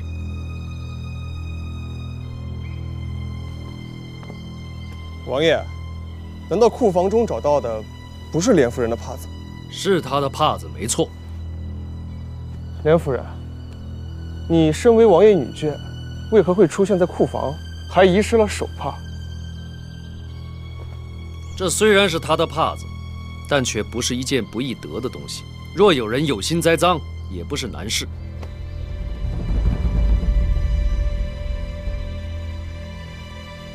王爷，你这似乎有偏袒之嫌啊！不是偏袒，是信任。老妻深知莲夫人的品行，此事绝非她所为。信任？等刺格尔大军来犯的时候，看他们听不听你的信任。况且，毕竟今时不同往日，就算认识再久，又怎知他不会变？直公子说的没错。如今王爷贵为曲梁之主，而妾身也不再是公子邸的夫人。人越往高处走，越容易迷失自己，变得贪婪无度。妾身只想问一句：妾身贪的是什么？烧毁贡品，挑起两军之争，对妾身有什么好处？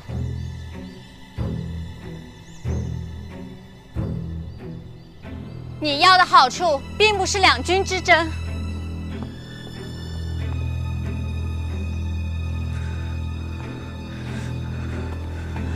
王爷，奴婢斗胆，恳请王爷替我家夫人做主。做主？你家夫人怎么了？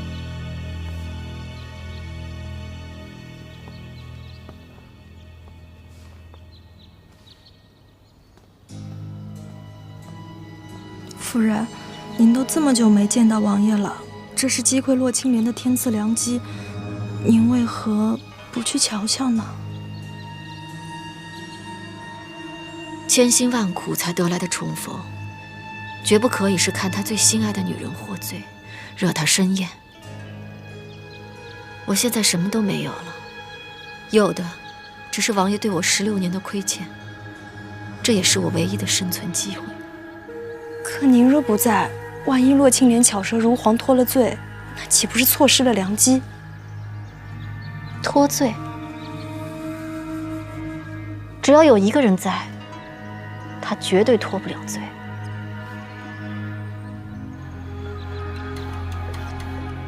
我家夫人被有心之人欺辱，当众火烧了王妃吉服。什么？今天一早，王爷亲赐给夫人的王妃吉服，竟然一打开盒子就见风而燃，而且还烧出了一朵莲花的形状。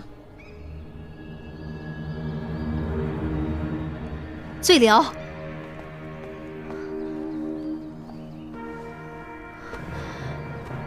王爷恕罪，妾身一时疏忽，才让他在王爷面前胡言乱语。妾身现在带回去好好责罚。罪僚，还不跟我走？夫人，你不能再这么忍气吞声了。此事如今已关乎曲梁安危，你还替他隐瞒吗？关乎曲梁安危。怀蕊，起来说。是王爷。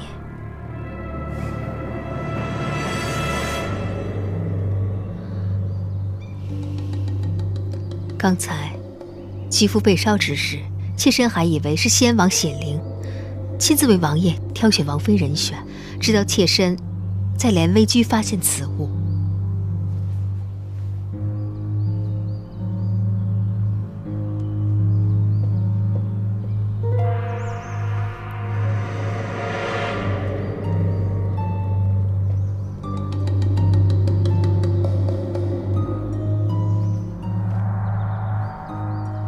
此物叫绢羽母，是一种防火的石灰。绢羽母只藏在府内的仓库里，刚才让人涂在吉服上面，不久仓库就着火了。妾身想尽办法想为莲妹妹脱罪，可是我真的没有办法相信这一切只是巧合。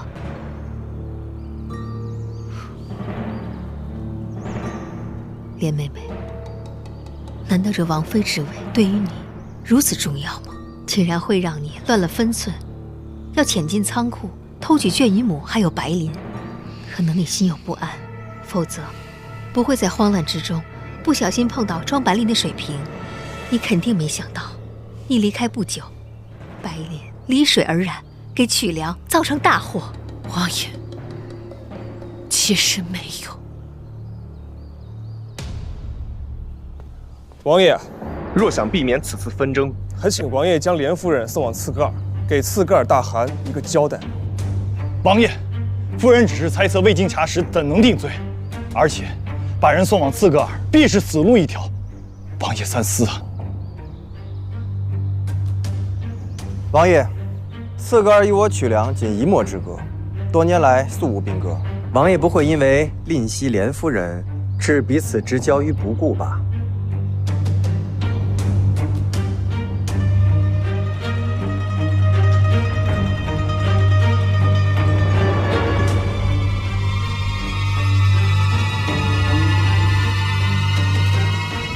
将莲夫人幽禁于城里院，查实之后再做处置。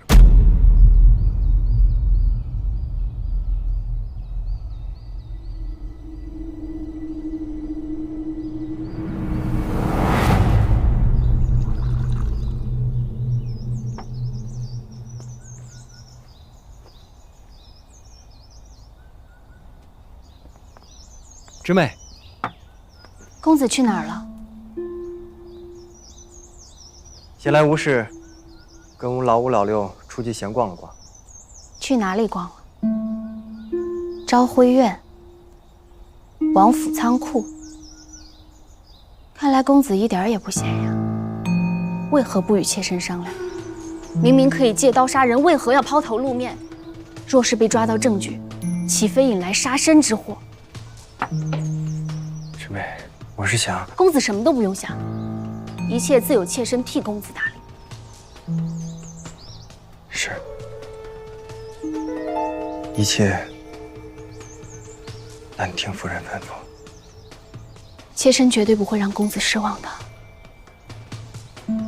炖了汤，这就给公子盛来。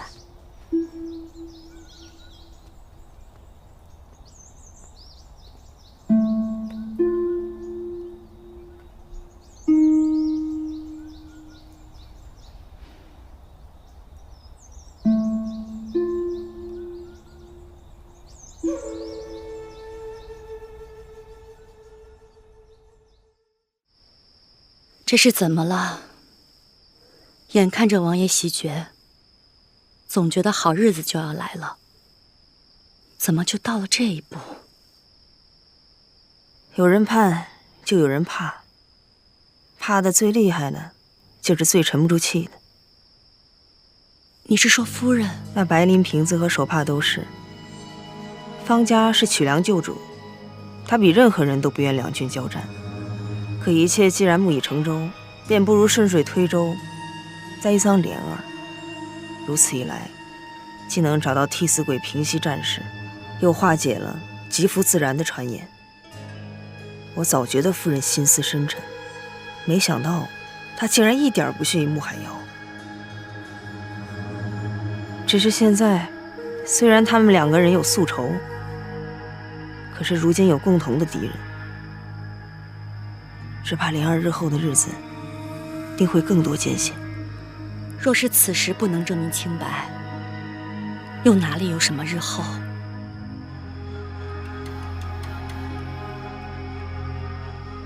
莲儿，你想什么呢？好像当年我被贬入别院的那一天，也是这样的冬天，也是含冤被害，也是二位姐姐为我苏醒。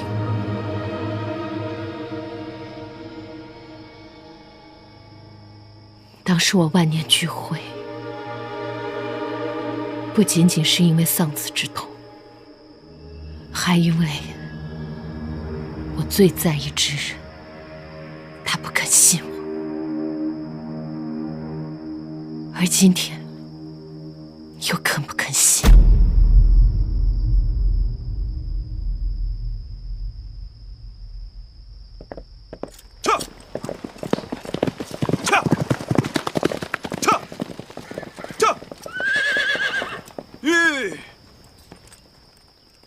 夫人，给几位夫人请安。王爷有一封信，要小的亲手交给莲夫人。有劳了。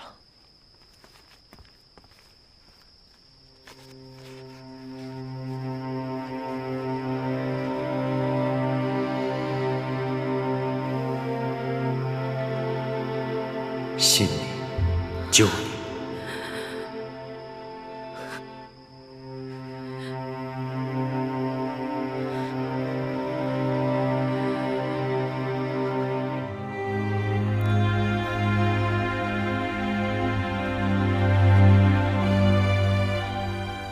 王爷，啊，怎么样？好，莲夫人有信给你。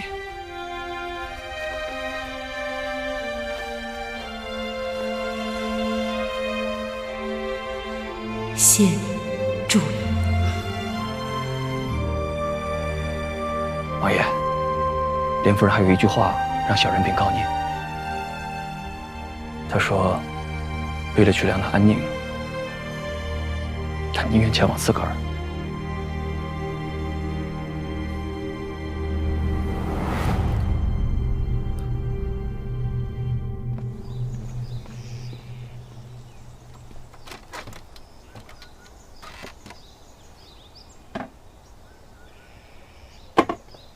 免了，礼免了，贵也免了。本王袭爵之后便瞧不见你，多日不见，就顺便来看看。顺便，看来王爷过得很惬意啊。还可以，但不如你，种菜、洒水，有这个闲情逸致，不如来帮本王分忧吧。闲情逸致是草民分内之事。而焦头烂额是王爷分内之事。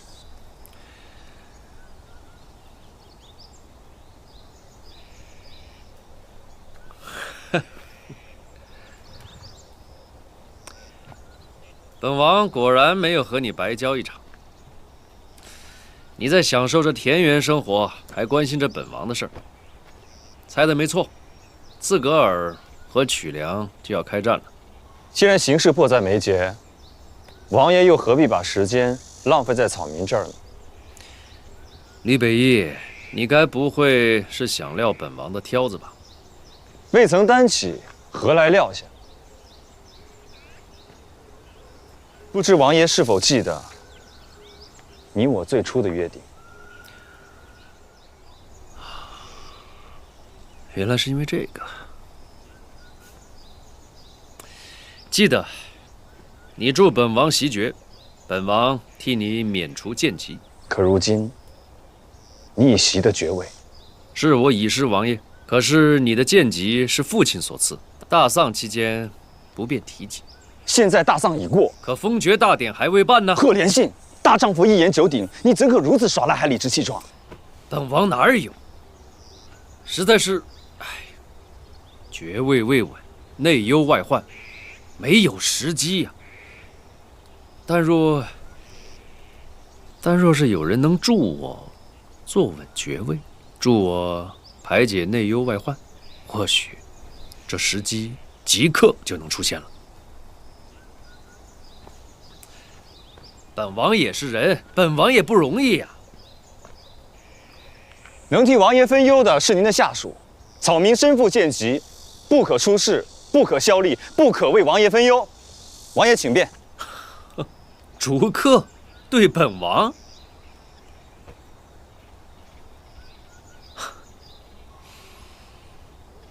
好。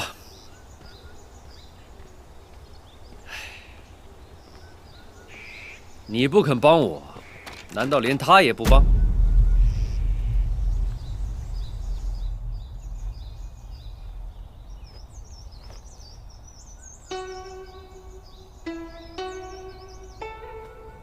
别哭了，只是去一趟刺格尔，等事情查清楚真相之后，我自然会回来的。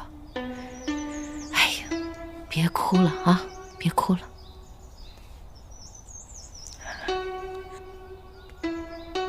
夫人说的云淡风轻，那为何不肯让奴婢和冉云同去？分明就是知道凶多吉少，怕连累我。有句话是奴婢不应该说的：王爷既然信您救您，那和刺格尔痛打一战便是，何必还要将您关在这城里院？只怕相比爵位和夫人，王爷到底是看重爵位多一些。不许胡说！王爷现在已经是曲梁之主，自然和做公子时的考量是不一样的。您想着曲梁，可旁人又有谁管？狄夫人为了除掉你，竟不惜放火烧宫嫔。方氏一族掌管曲梁已有数百年，狄夫人在乎曲梁之心，不输其他人，怎么可能拿战士来冒险呢？唯一希望如此的，就只有一个人。师兄，夫人，夫人，夫人，王爷出兵了。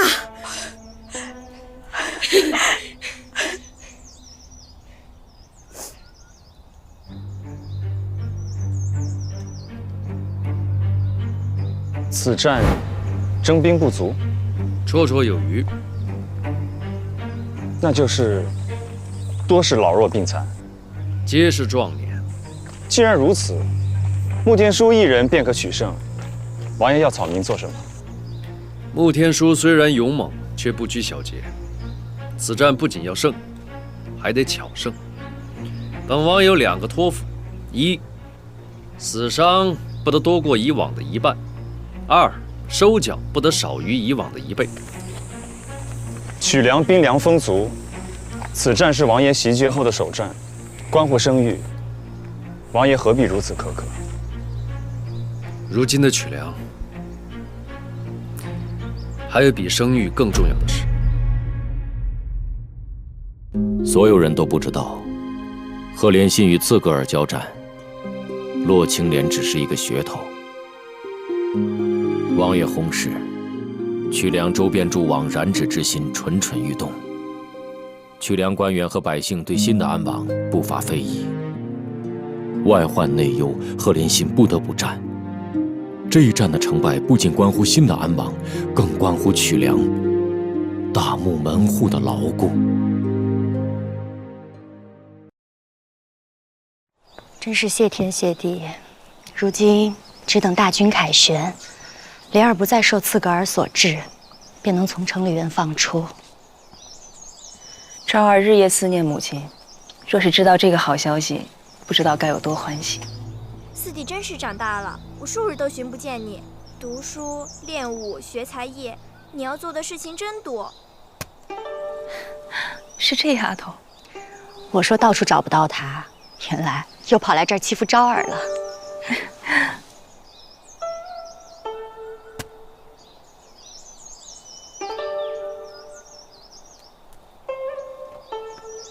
香凝，我姐姐又哪里不顺心了？郡主找不着想要的东西了，正憋着气呢。找不到想要的东西，姐姐想要什么，昭儿一定帮你找到。兔子。兔子？我养的那几只小白兔都是红眼睛，可我更喜欢黑眼睛的。想找你帮我抓几只，谁知来了几次你也不在，我便去找柔姨娘。柔姨娘可比四弟疼我，我的事她无一次不尽心的。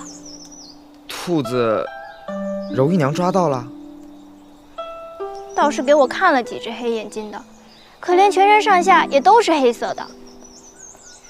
原来抓来了几只黑兔子。柔姨娘，柔姨娘，母亲，柔姨娘，柔姨娘抓不到的，昭儿便能抓到了。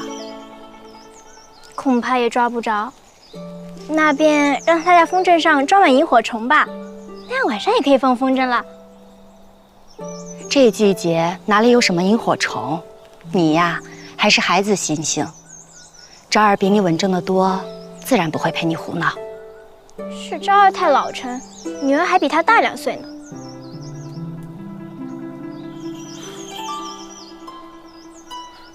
昭儿，想你母亲了。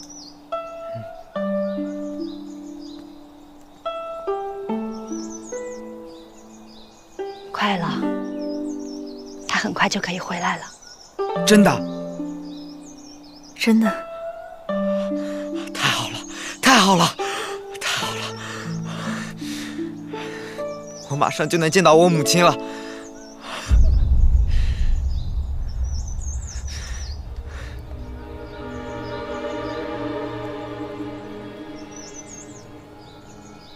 柔姐姐，你对莲妹妹的情谊，真的是让人羡慕。这句话从妹妹口中说出，真是讽刺至极啊！当年是我负了你，所以无论你打我、骂我、怨我、恨我，我都无怨。我只想感激你，若无当日彻骨之寒，何来今日入皮之暖？如今，我只想救回莲儿。只要你不挡我的路，就不是我的敌人。你长情无色言，在于酒相伴。我许继柔从不是什么愚善之人，负我一次的人，终会一负再负。想不到真心之人都离我而去，穆海瑶啊，你还剩下什么？难道我真的错了？王爷，又有战报。读。吕北义料事如神，仅凭500骑兵连烧斯科尔3座行营，一改战局。王爷，我们胜了！王爷，曲梁胜了！王爷，好，传我军令，立刻发送军粮，犒赏大军，让他们一鼓作气，乘胜追击。斯格尔气数已尽，我等今天定当全力以赴，决一死战。能拿到策论人头者，赏银1000两。决一死战！决一死战！决一死战！决一死战！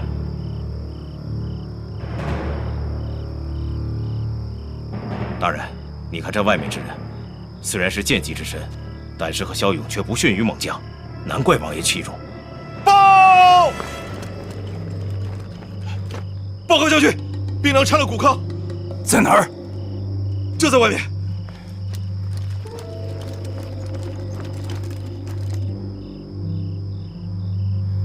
我等将士如何决一死战？说清楚些。我曲梁大军与斯格尔决战1个昼夜，我军溃不成军，一败涂地。怎么可能？本是胜利在望，谁料军粮中发现了谷糠。怎么有可能呢？谁敢抗拒？小姐。是。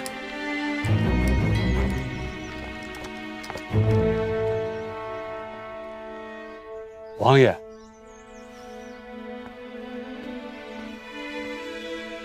王爷，此战我军元气大伤，恐难扭转战局，只怕斯格尔乘胜追击，进犯我大漠。以下官之意，不如趁胜负未分，主动求和，方为权宜之计。求和的好，何在何在？不能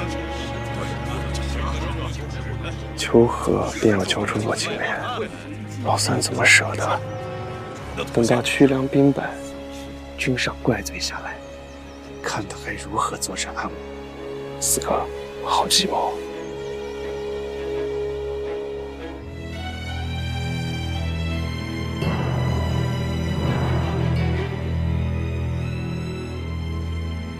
这谷康是四哥所为。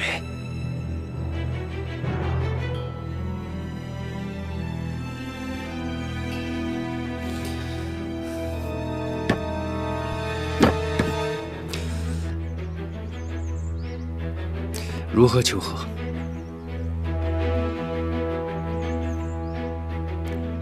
王爷，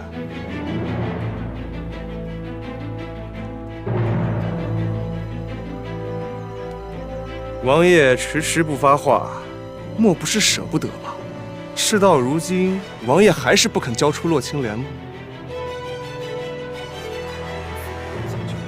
老六，休得无礼！王爷怎么会为了一个区区女子，置大局大义于不顾呢？报！王爷，刺格尔派使官前来，已到城门外。说什么？刺格尔派使官前来，已到城门外了。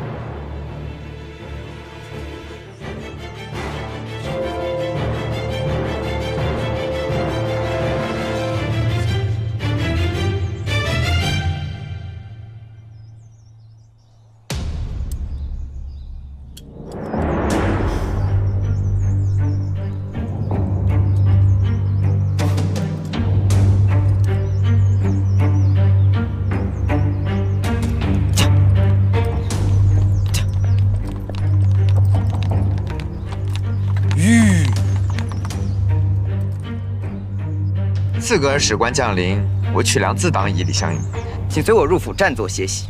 曲良战败，果然是没有可用之人了，居然派一个乳臭未干的孩子相迎。我大穆乃礼仪之邦，迎接使官之人不计年，只依对方的身份轻重而定。我是安王的儿子。哦，你是安王的儿子，哈哈哈，嫩是嫩了点儿，倒也搬得上台面。这。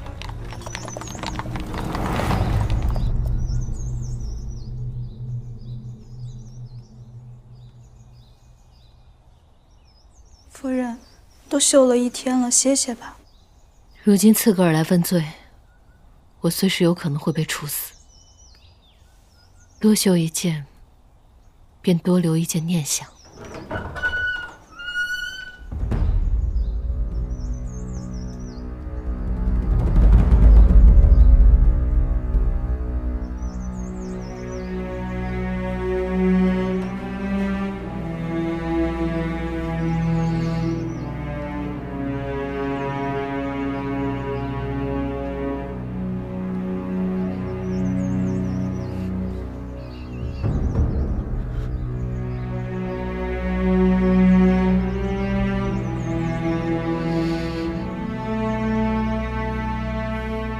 为什么不哭？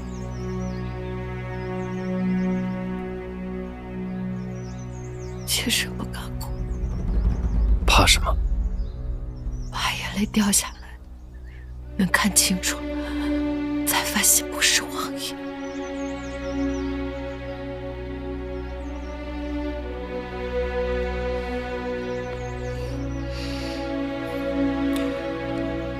丫头。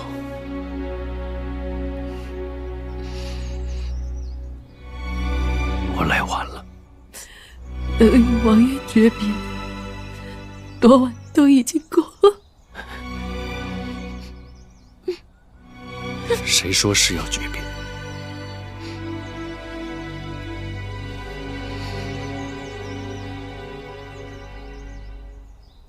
有我在，没有人能动你，没有人能动曲良。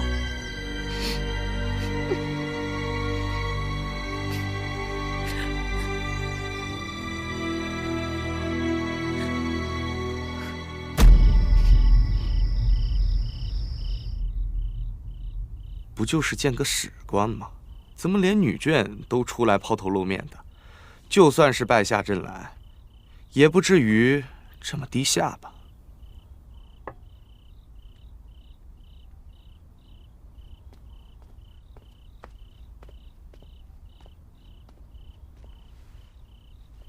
王爷到。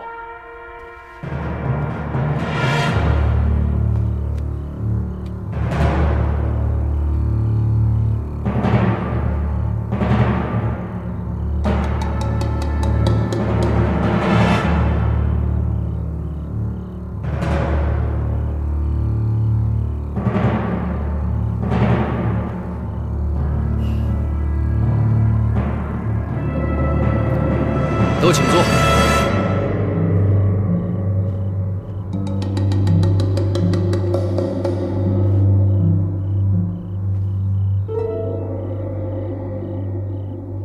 老四，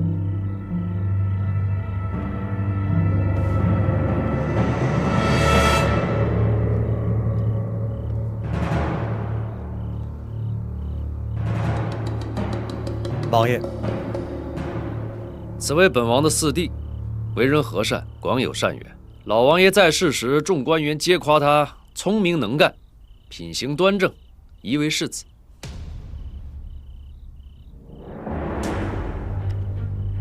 贺连修见过大人。老五，王爷，此为本王的五弟。善骑射，善经营，是诸公子里的首富。若把银子都拿出来，足够供5万大军半年之用。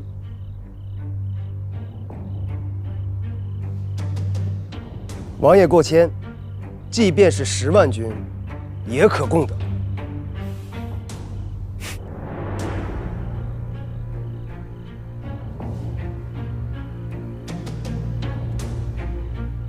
贺连总见过大人。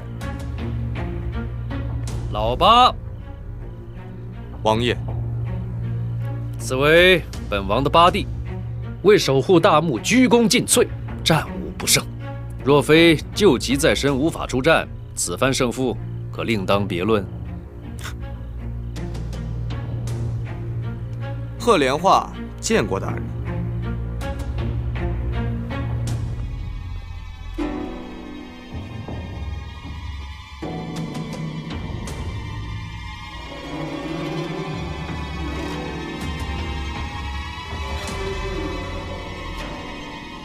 看来王爷是个顾念手足之情的人，想必诸位公子也必当竭尽全力辅佐王爷。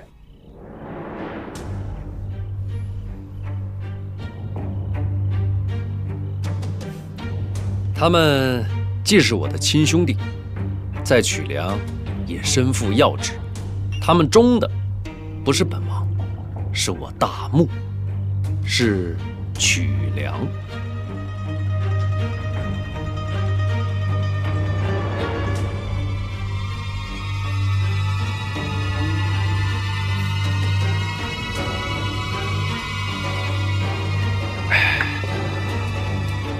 本王再介绍我的女眷，怀蕊。妾身在。此为本王的嫡夫人，原是曲梁方氏长女，秀玉名门，人善勤俭。本王能够袭爵，与她操持公子邸不无关系。妾身见过大人。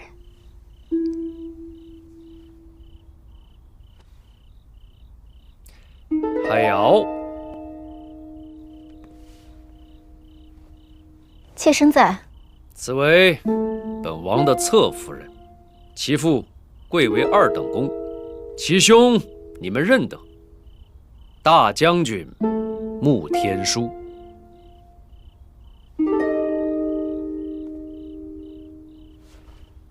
3战3捷，穆大人实乃1等1的猛将，我们大汗尤为敬佩。谢谢大人的夸奖，妾身见过大人。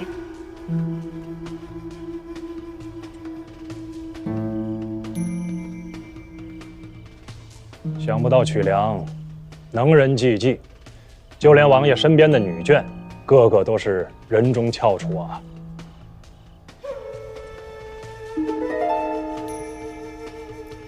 本王还有一位侧夫人，传莲夫人。传莲夫人，他想干什么？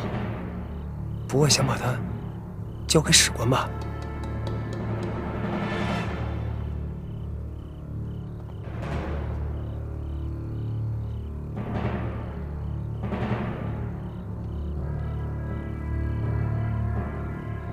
妾身见过王爷。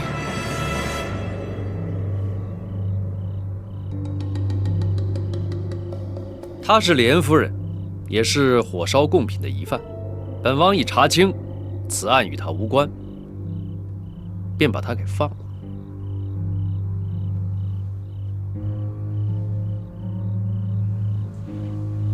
怎么可以轻易的放了他呢？如此强硬，分明是不把我自个儿放在眼里。真是欺人太甚。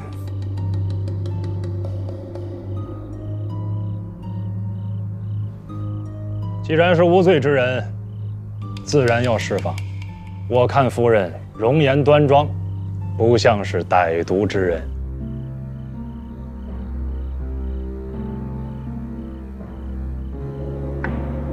妾身见过大人。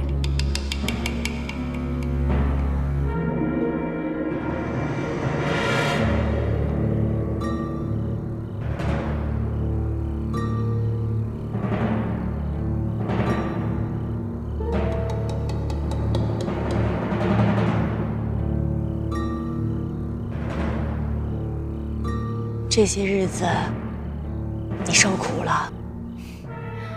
我没事儿，让二位姐姐费心忧神，为妹妹受累了。有王爷为你做主，什么事儿都值得了。只是王爷这么做，会不会得罪史官？奏乐，圣魂舞起。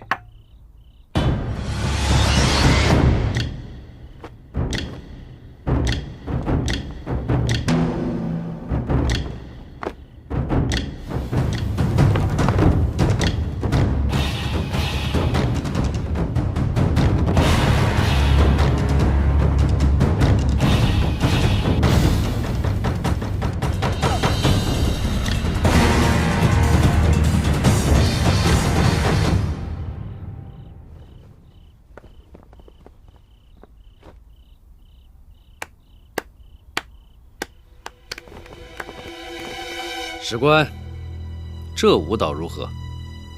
气势恢宏，豪气冲天呐！但恕本官直言，在战场上可未见曲梁大军如此之骁勇。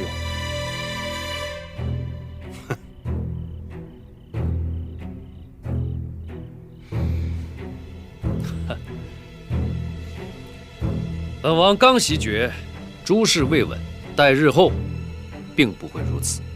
莫非王爷想继续再战？依王爷之意，是想血战到底。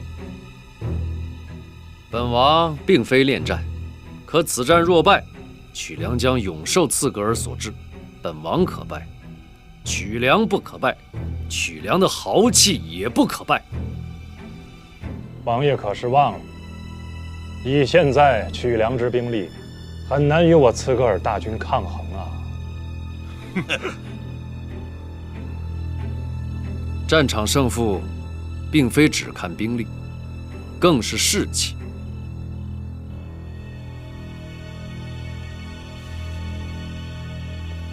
本王将亲自出征，与将士们同吃同住，浴血杀敌。记住，你可胜我一次，绝不可胜第二次。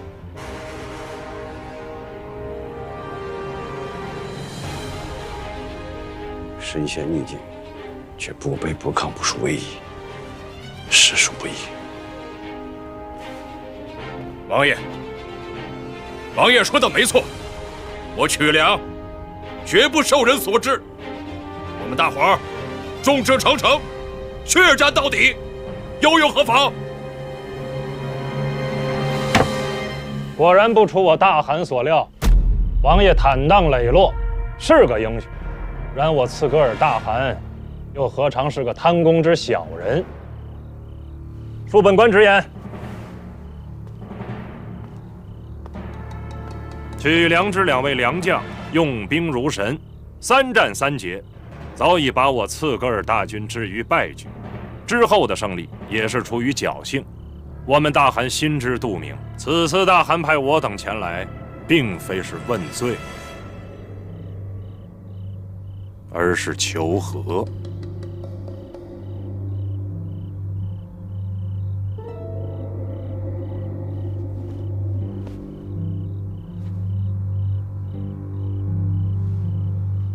刺格尔大汗诚意向安王求一贤德女子，许作王妃。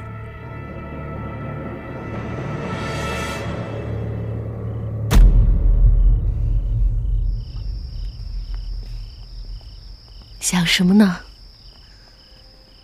联姻，他们既然是来联姻，王爷可会答应？于公于私，王爷都容不得鏖战。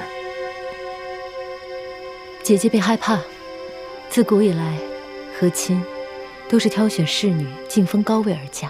这次，即便王爷答应了和亲，也是从众多官员之中挑选高贵之女，晋封为郡主，不会轮到林薇的。希望如此。林薇是我的命，她若去了刺格尔，他若去了刺格尔，谁给他抓兔子啊？你们呀，终日宠着她，她本来就是孩子心性，什么时候才能长大？不需要长大，永远做我们的开心果。对呀，更何况，她也是我们俩的女儿啊。放心吧，我们3人在一起，还吃吗？好可爱。哎呦，夫人不好了，不好了！怎么了？夫人，苏南春刚才派人送来信，说昨夜史官求见王爷，说是联谊是想要什么？想要王爷的嫡亲郡主。此事可定下来了，王爷怎么说？苏南春只跟我说了这些。刺格尔诚意求和已是大义之举，曲梁作为战败之方，于情于理，王爷都没有拒绝的余地。莲儿，你去求王爷收回成命，王爷最听你的话，至少还有5成转机。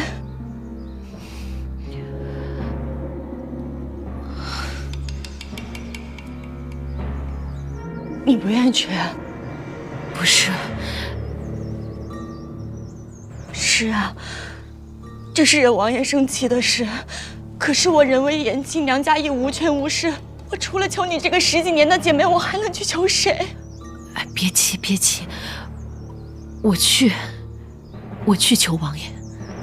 真的，莲儿，我和林薇的命，全部都交给你了。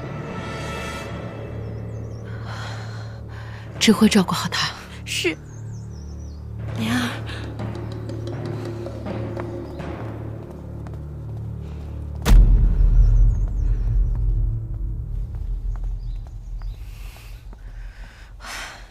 莲儿，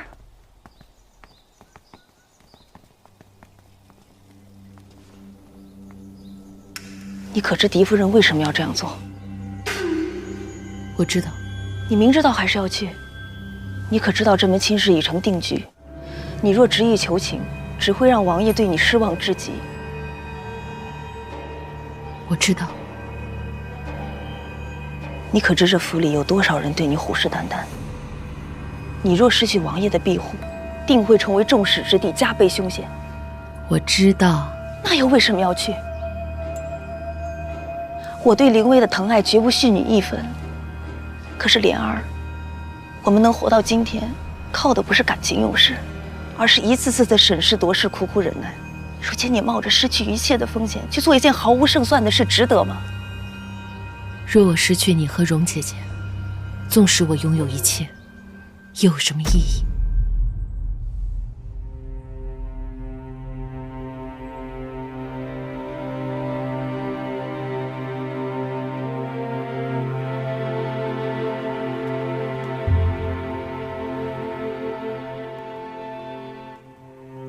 刚睡下。他见完史官，一夜没合眼，刚刚睡着。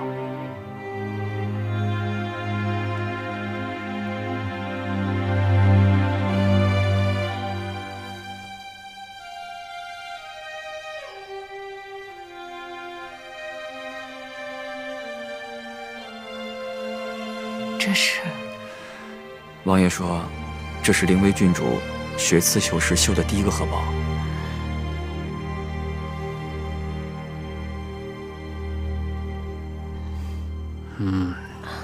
你醒了？来了。妾身吵到你了？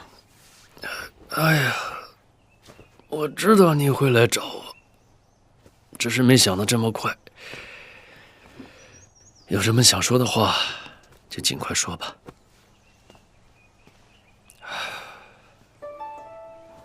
王爷曾经跟妾身说过，你说灵威就是你的开心果，你烦心的时候见到他，心情就会舒朗很多。你还说他是你心尖上的一块肉，儿女之中就他一个，让你牵肠挂肚。是啊，只有他一个。可为何王爷现在又忍得下心，舍得让他风雨3000远嫁大漠？本王也舍不得，可本王答应了父亲要。老王爷答应过老王爷什么？答应他要誓死守护曲梁，守护百姓。王爷在宴会上说自己会亲自出征，难道那时可战，现在便不可战了？那是以为刺格尔兴师问罪，我若臣服，便会让曲梁永远受制。我是为了百姓不受辱而战，可如今他们一心求和，我若再战，便是只念私心，不顾百姓，明白吗？妾身不明白。贺家深受百姓爱戴，凭的就是爱民如子。若失去民心，哪怕是坐上这个安王之位，也是一世都不可成，懂吗？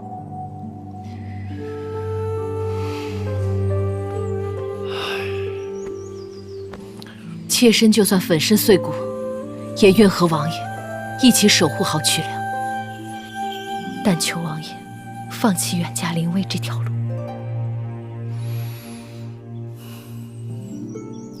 你还是没懂。苏南春在。夫人累了，送她回去吧。是。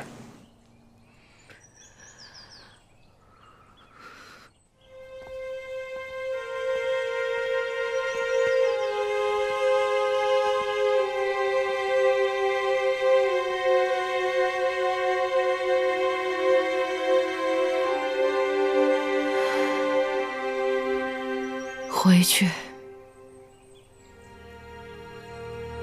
容姐姐心急如焚，我怎么忍心就这么回去？眼睁睁看着她失去灵威，一辈子都伤心吗？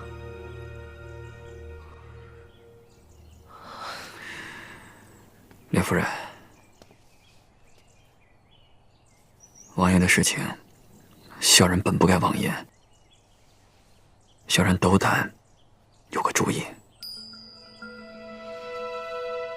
任是史官自己调的，若是他自己改变主意了呢？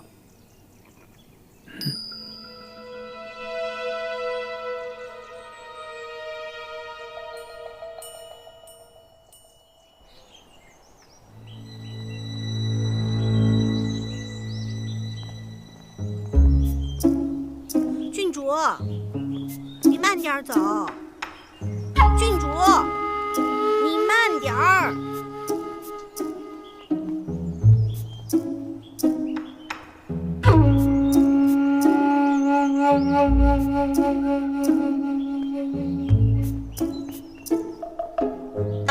郡主，郡主，郡主。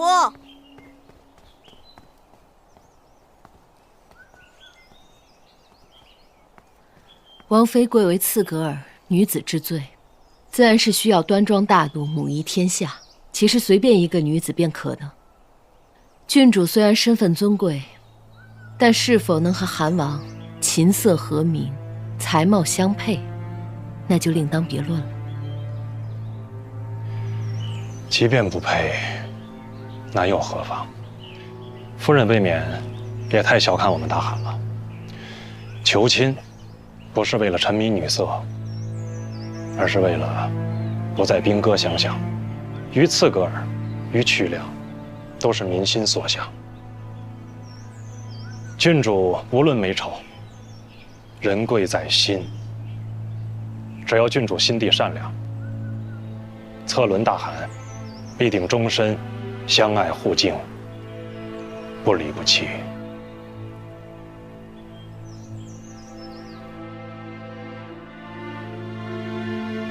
他也不怕娶个奇丑无比的回去以后无法向韩王交差吗？浑身上下都透着一股蛮劲，也不知道哪里来的傲气。这条路若是行不通，岂不是再也没有办法了？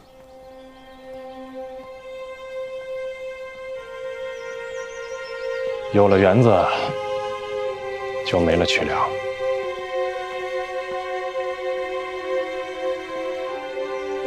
怎么？我说错什么了吗？我只是在想，一名史官竟然有如此的见地。求亲，不是为了沉迷女色，而是为了不再兵戈相向。于刺格尔，于曲梁，都是民心所向。一个史官，竟然直呼韩王的名字，难怪他见地非凡。难怪他根本不怕无法向韩王交差，因为他根本不是什么史官，他就是刺格尔韩王。你说什么？那史官就是策伦？如此说来，那林薇的亲事无论如何都不能更改了吗？容姐姐，莲儿，你再想想办法。我求求你救救姐姐，救救林薇，好不好？你冷静一点，你听我说好吗？我有一些想法想和你商量。妹妹有别的意思？是策伦，他贵为一国的韩王，又风华正茂，尚未立妃。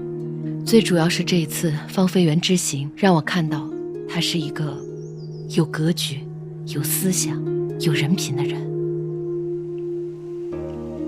妹妹想说什么？细细品读，他也并非那么一无是处。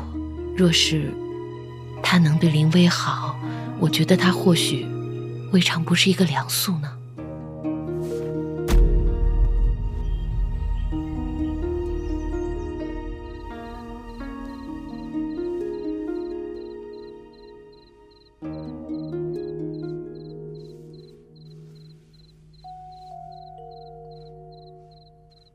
这头发多好，黑得像墨，亮得像夜里的星星。谁的女儿能有这么好的头发？母亲，你匆匆叫我回来，只是要给女儿梳头。梳头，打扮，母亲以为这些如吃饭般平常。却没想到会有这么一天，能亲手照料自己的女儿，竟这样设置。母亲，母亲半生懦弱，现在不一样了。母亲从来没有像现在这样过，浑身都是力气。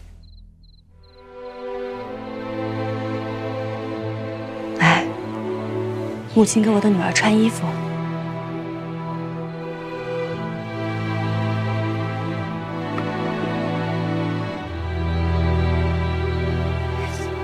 怎么给我穿丫鬟的衣服？服都穿好，再装扮一下。母亲，是想让女儿逃。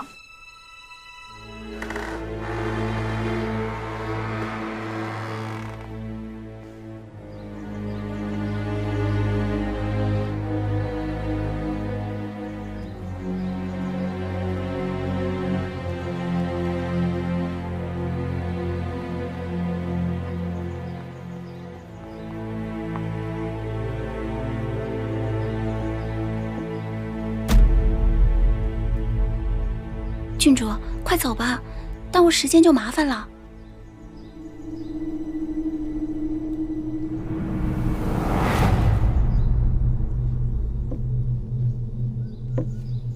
启禀王爷，所有陪嫁次品、随行衣冠、粮草等一概齐整完毕，皆在门口待命，等待及时启程。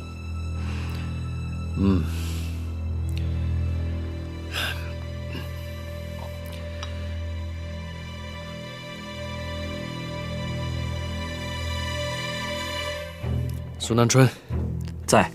回趟底院，让郡主别误了吉时。是王爷。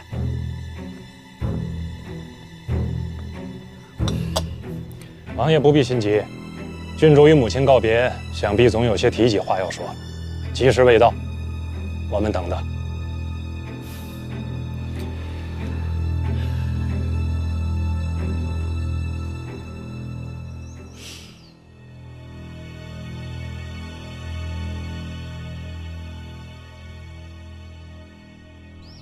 母亲，仪仗都候在鹿鸣门，父亲和史官都在清康殿等着姐姐辞行呢。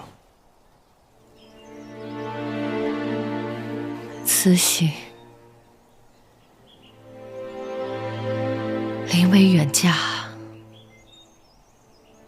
我竟然没有勇气去送一送。